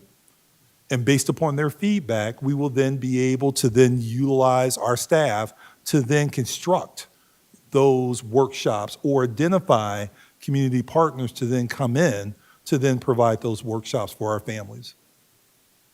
Thank you, and I'm just going to leave it at this. I will be visiting because I am a practitioner of the customer service of education. So I really will be there. I want to see how this works because I do think that's a good idea. Thank you, Commissioner. We'll call up Commissioner Feynman. I just want to say I'm really excited about this. I have been since you spoke about it from the very first time. I do like the idea of launching one instead of two. I like the slower rollout, personally, and I love the fact that it's in the Southwest. That's felt like it's been abandoned for a long time now, and I love that it's starting there, and I look forward to it. I just have one question is, in conversations that we've had, we've talked about the possibility of Oasis also being there. Will that be something that would be able to be there still? Well, Oasis was going to be a part of the parent center that was going to be on North Clinton. Given that we're dialing back, we have not had conversations with our colleague over at Oasis, but we might be able to. We weren't planning for Oasis workshops to be there or classes to be there, but we can most certainly revisit that to see whether or not that's something that we can still fit into the Old Swan location. Thank you, Commissioner Feynman. And just for my clarity, what I believe I heard you say, Chief Wilson, is that the current plan as it stands, moving forward, it would be starting with some basics, core services for parents, and over time, there would be a plan to build out services and opportunities. I do have a hand from Vice President Malloy at this time. Yeah, and if I missed this in the presentation, I'm so sorry. Part of the services offered at these parent centers, well, or the one that's opening, does that include enrollment in school? Because I gotta say, I remember when there used to be parent centers, like years and years and years ago, and I remember as a fairly new mom at that point, walking with a stroller with my newborn to enroll my 4-year-old in pre-K, and walked, across Webster Avenue to this North Clinton location, and I was able to, in 15 minutes, enroll my kid. It was really helpful as a new mom to be able to do that. So are those the services that are available? Yeah, so thank you for that. We did some research, so I found out that was at some point here in this district an option. We don't want to bite off too much that we can chew, and we want to ensure that when we offer enrollment at satellite sites such as a parent center, that it works. So just taking it day by day, looking into how satellite is an option, but the possibilities are endless once we get this off the ground, and I do think that there is a synergy around a different option for parents to go to for enrollment. But again, we just want to ensure that when we set up these satellite sites, that families actually enroll and that the glitches are corrected before we do put that out there. Thank you. Thank you. I don't see any other hands at this time. So thank you very much, Chief Wilson. I want to, sort of give you your kudos as well as Kelly Briggs and others, a part of your team that have been really working hard to put these things together. So thank you very much. So our last presentation for this evening, I know that there was questions about the school district's plans to support who I call and refer to as our new American students. And we have a presentation this evening that speaks specifically about the RIA program, which is something that of course, commissioners had asked about. One of the things I do want to highlight as it relates to the budget book, that we are still awaiting information or confirmation on grant funds that were received and currently in place for quote-unquote refugee students. We have not received confirmation that grants that are ending to support refugee students will be renewed. We do have some concern, particularly with the tenor of our federal government and federal leadership around, whether or not the grants that were available to school districts such as Rochester will be available. We continue to fight to support funding for our new American students and our new American families, but we have some highlights that we are, going to be sharing with you this evening that speaks to our Rochester International Academy, in which Dr. Wright has been leading the efforts of enhancing and transforming this very supportive model of supporting our newly arriving new American students. So Dr. Wright, can you please share with us? Right. Good evening again. The last time we chatted, I highlighted the law, the data, and the research as it pertains to home hospital. Tonight, I want to talk about, and I love this moniker, reimagined. I didn't come up with that moniker. The RIA Stakeholder Engagement Group did. So as we shift to discussing the Rochester International Academy, the redesign is grounded in 3 core priorities. Number 1, compliance. Number 2, equity. And most importantly, access. First, this work ensures that alignment with New York State Commissioner's regulations, specifically Part 154, which governs services for multilingual learners, is in full compliance. This includes addressing major programmatic structures that, while well-intended, may have inadvertently limited access to grade-level content and inclusive learning environments. In Rochester, we received a corrective action plan for violations against Part 154, how we engage our multilingual learners. And this work with RIA seeks to correct the missteps while enhancing all of the beautiful work that has been done. As part of the redesign, we're building a strong foundation that's established already by Principal Mary and the RIA school community, while advancing a model that expands opportunities for all students.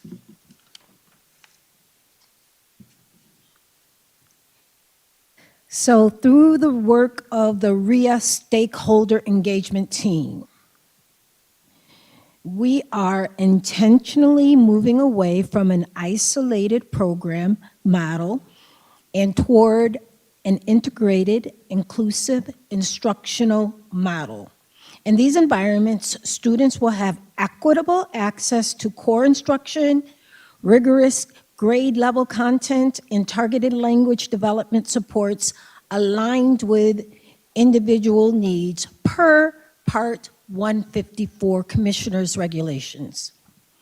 So now these opportunities also yield access with this new redesign to CTE in special programs, sports, and other opportunities that an isolated program simply can't provide. Strategic student placement is a critical lever in this work.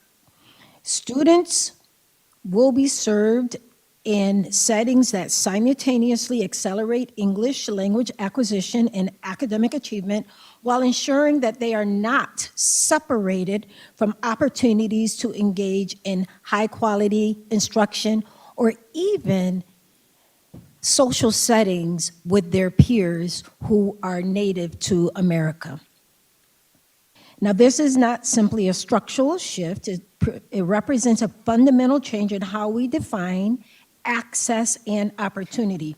We're moving from parallel systems, and we have a lot of those here, wherein we kind of work in isolation, to a unified approach that ensures every single student is positioned for success in an inclusive, high-quality learning environment. So Equally important, this work has been shaped through intentional engagement and disciplined strategic planning. At the very start of the year, when I signed on with Dr. Rosser, he tasked me to create a RIA stakeholder committee. Now, this group started its work together in October. The committee brought together RIA leadership, the community group Friends of RIA, community leaders from our multilingual communities, community advocates for newcomers, families of students in RIA, former students of RIA, district leadership, and we worked on developing this collaborative group. Admittedly, it was tough in the beginning, but now, in May, tomorrow, we have worked together to create an amazing program for our students. So this program addresses all of the state issues, corrective action plans, while building on versus trying to eliminate or eradicate the legacy of RIA. This process ensured that the redesign reflects both technical expertise and the lived experiences of those who are most impacted. Stakeholder voice directly informed key elements of the model, including program design, student placement, location of the program, and support structures. So I just want to be patently clear that this was not a district top-down effort. This was a collaborative effort that engaged the RIA community, district leaders, friends and families, all of us at the table, creating something wonderful for our students that's built on the RIA legacy. So we conducted a rigorous review of staffing and resources allocations to ensure efficiency and impact. We aligned personnel and supports to where they most directly influence student outcomes. So currently, our students at the high school level begin their day at RIA, wherein they receive their ESSO supports, socio-emotional supports, and then they travel to East, wherein they're able to engage in additional academic classes and CTE courses as well. The principal of East is magnificent. She set up student partners. So each RIA student has a partner at East who help them to become a part of that East community. So our principal from RIA worked hand in glove with our principal at East to create a seamless program wherein our students are now thriving. A central component of the strategy is also strengthening the K-6 foundation. As a part of the corrective action plan, we were mandated to end the K-6 program at RIA. We had to do that. Working with the state, working with the RIA engagement team and principals, we established supports at schools 5, 15, and 50 to become the new sites that were amply equipped to receive our youngest learners who were new to this country. So now, starting next year, if we have a family who's coming from Sudan and they have students who are in the primary grades, they can choose to go to 5, 15, and 50 to receive those specialized supports, or they can choose to go to any other school. They can choose to go to RIA, which will now be co-located in East High School, or they can choose to go to any other school. What we did was to make sure that all of these sites are being intentionally developed with staffing, professional learning, support systems necessary to meet the unique academic and socio-emotional needs of newcomer students and their families with integrated supports. Now, this approach allows us to provide earlier access to grade level instruction, accelerate language development, and reduce long-term gaps in in achievement. Ultimately, this work is about building a system that is sustainable, responsive, outcomes driven. Now, the redesign, the reimagine model is aligned around the core principles of compliance with state requirements, equity in access and opportunity, operational efficiency, and an unwavering commitment to ensuring that we have a student improvement, a student experience, and academic outcomes that continue to improve across the district. Do we have any questions? Thank you. There's a I'm whole going to bunch of start, questions. guess what? I'm starting at this end. I'm going to shake it up for the last one. I'm going to start with Commissioner Santiago. He put his hand up in the middle of the presentation, so I'm going to start there, and then we'll move our way in. No, you actually kind of answered my question through the last part, so I did put my hand up a little too early. But I'm wondering, so you said stakeholders, so you met with the principal, you met with students, workers from over there, and everybody was in agreement of this model? Monthly for 2 to 3 hours. Nice. They developed the model. Well, I'm glad to hear that was collaborative, and definitely, I don't have any questions at the moment, but thank you. You're welcome. Thank you for Thank the you. question. Vice President Malloy? Thank you. Thank you so much for this informative presentation. What were the elementary schools again that are going to be receiving more students? 15 and 15. They can Wait, go no, to one more any time. elementary school, but specifically school number 5, 15, and 50 are being supported as specialized schools for our newcomer population. And how are those schools selected, I guess? They currently have high ENL populations, and their principals enjoy that work. Fantastic. They have cultures and climates that are very supportive of the population. Awesome. Well, I just want to comment that I'm really happy to see some potential resolution on this. I've been a longtime supporter of RIA, and I love the work that they do there. I have visited there, even though it's not my liaison assignment. I go there frequently, and it's just such a joy to watch our students learning and just connecting in those meaningful ways. I will say this, I'm making a prediction here. With a move to the high school portion or middle school, high school portion to East High, I think that we're probably going to get more neighborhood draw for our new American families from that entire area. I think an elementary school like School 46 that already draws a number of new American families just right from my neighborhood.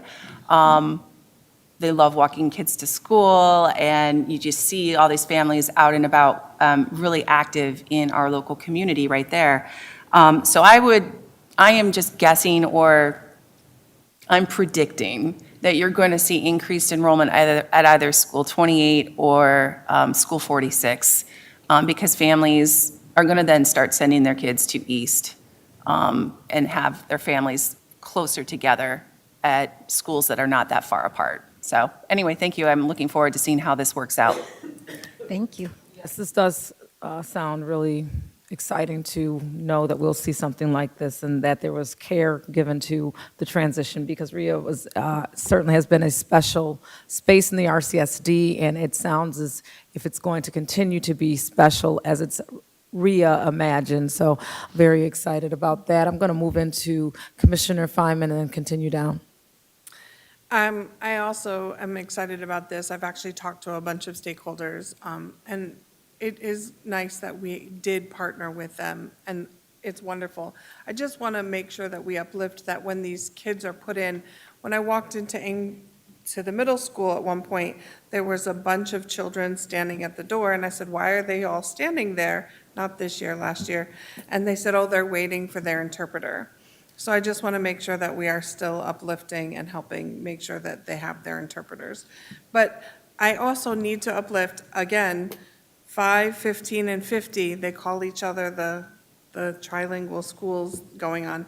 50 is again slated to get more, and again, is the only one that is slated to get more students with special needs and more ELL learners, and yet still have a deficit in their budget for next year.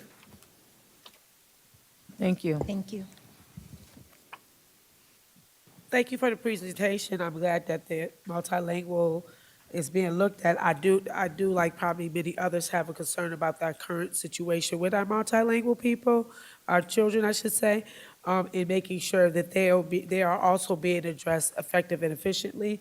And I also wanted to know that there's a high population of our Somalians, Arabic, and other cultures that are on the southwest side.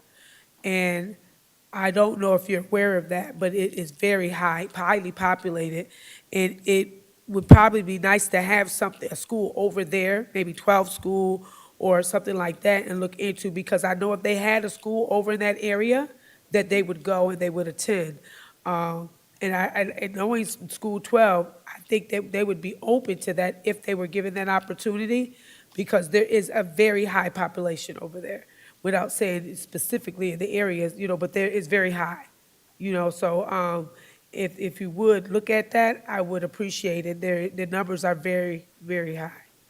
But thank you. I mean, I can't say much more about it, but I'm glad that you guys are reimagining RIA. Thank you. Thank you. Were there any other questions or concerns regarding RIA? I just want to say that the presentation overall today, this is not just for RIA, but the presentation overall was helpful when it comes to clarifying things, and it's something that would have been extremely helpful at the beginning of this budget process instead of where we are now. So I just want to put that out there. Yeah, if I can just comment on that, I agree with you 3,000%, and I think that, this is an opportunity for all of us to sort of learn what would be helpful. And as we are committed to the school district, we will most certainly make sure that as we are moving to develop our school year 27-28 budget, that we can have these type of engagements, but also as we committed to as well, making sure, particularly given the projected $61 million deficit for next year, that we start this summer having conversations with members of our community, uplifting and getting from them what they think we should maintain in our budget for 27-28, as well as what those things they think that we might need to sort of step away from. Okay, thank you. Was that him? Get that last one and then. I just have one question, and I know I got here late, I'm sorry. But, and I don't know if it was clarified, but it's about the budget book in general. There's nothing about H&H in this book. Not in either one of them. I can't find it. So let's walk through, and let me say something as well. This is just a statement that I'm going to make, because I do recognize that our budget books, have had different iterations. And of course, yesterday there were 2 different budget books that were provided to the board, and I hold myself accountable as I'm holding the team accountable too. But I just wanted to make that statement as I look for the home hospital information. If you go back, and you should be able to find it under departments. But why isn't it listed under the programs? So that's a great question. So historically, from what I've been told, is that commissioners have wanted certain things elevated under programs, and historically, certain programs have been elevated under the program section, but not all programs have been elevated under the program section. So as we have put together, refined our budget book, and as I stated previously, that if there are things that we need to add to our budget book, particularly in future years, we need to, it would be great if we can identify, and maybe as a part of a workshop that we might have in the future, we can sort of sit down and talk about the budget book and what commissioners would like to see.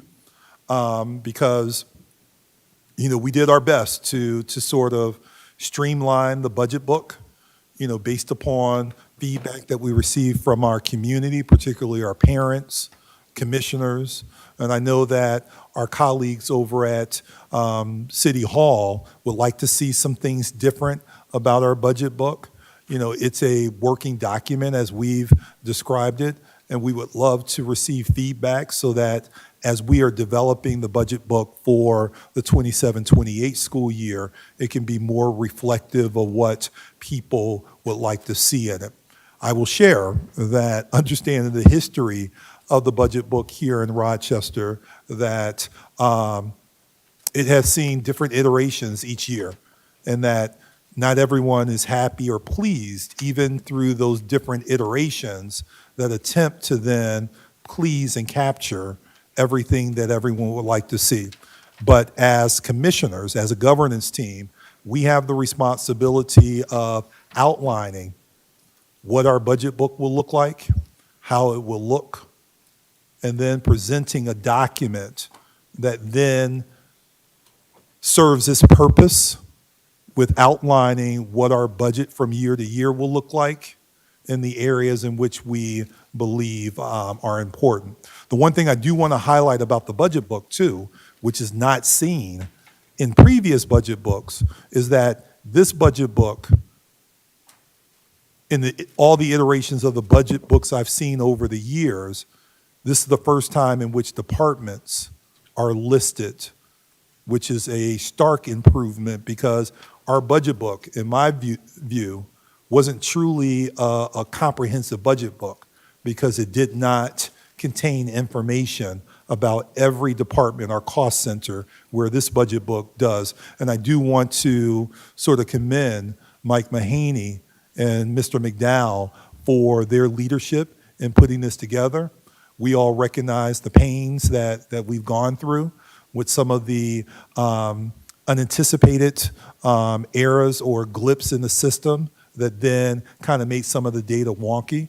So I apologize on behalf of my team for that. We are, Can we show where it is in the book? Yeah, I was talking, I'm still like, I can't find it still. that is, at the end of the day, that's what you wanted to know, right? page 112. Thank you.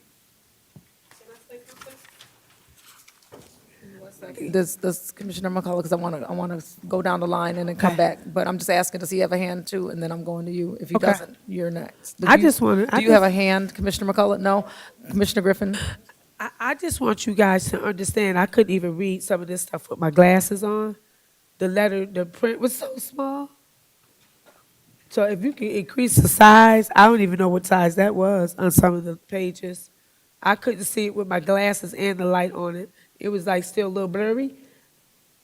I hate to Please, say I'm I'm being honest. It was hard for me to see it. Okay. So I did, I know my eyes might need to be checked again, but that was a little small.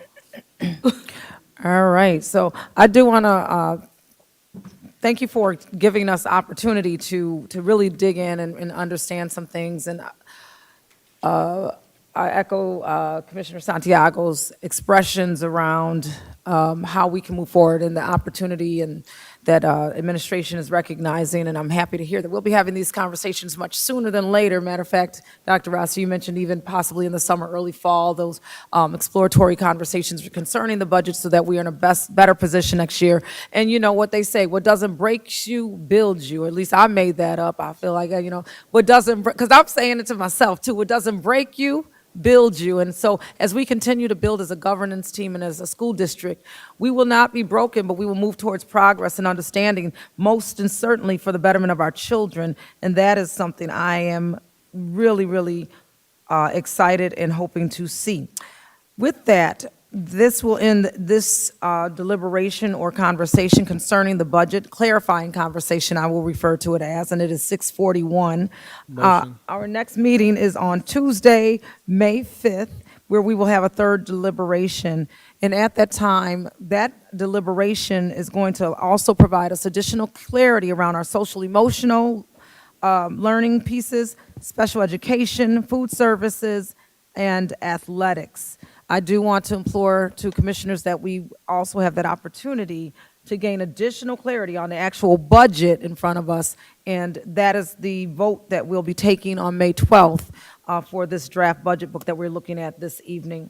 I think Commissioner Santiago motioned. Second. Seconded by Vice President Malloy. yep, All yep. in favor? Aye. Aye, any opposed? We are getting out here at 6:42. Everybody give yourself a round of applause.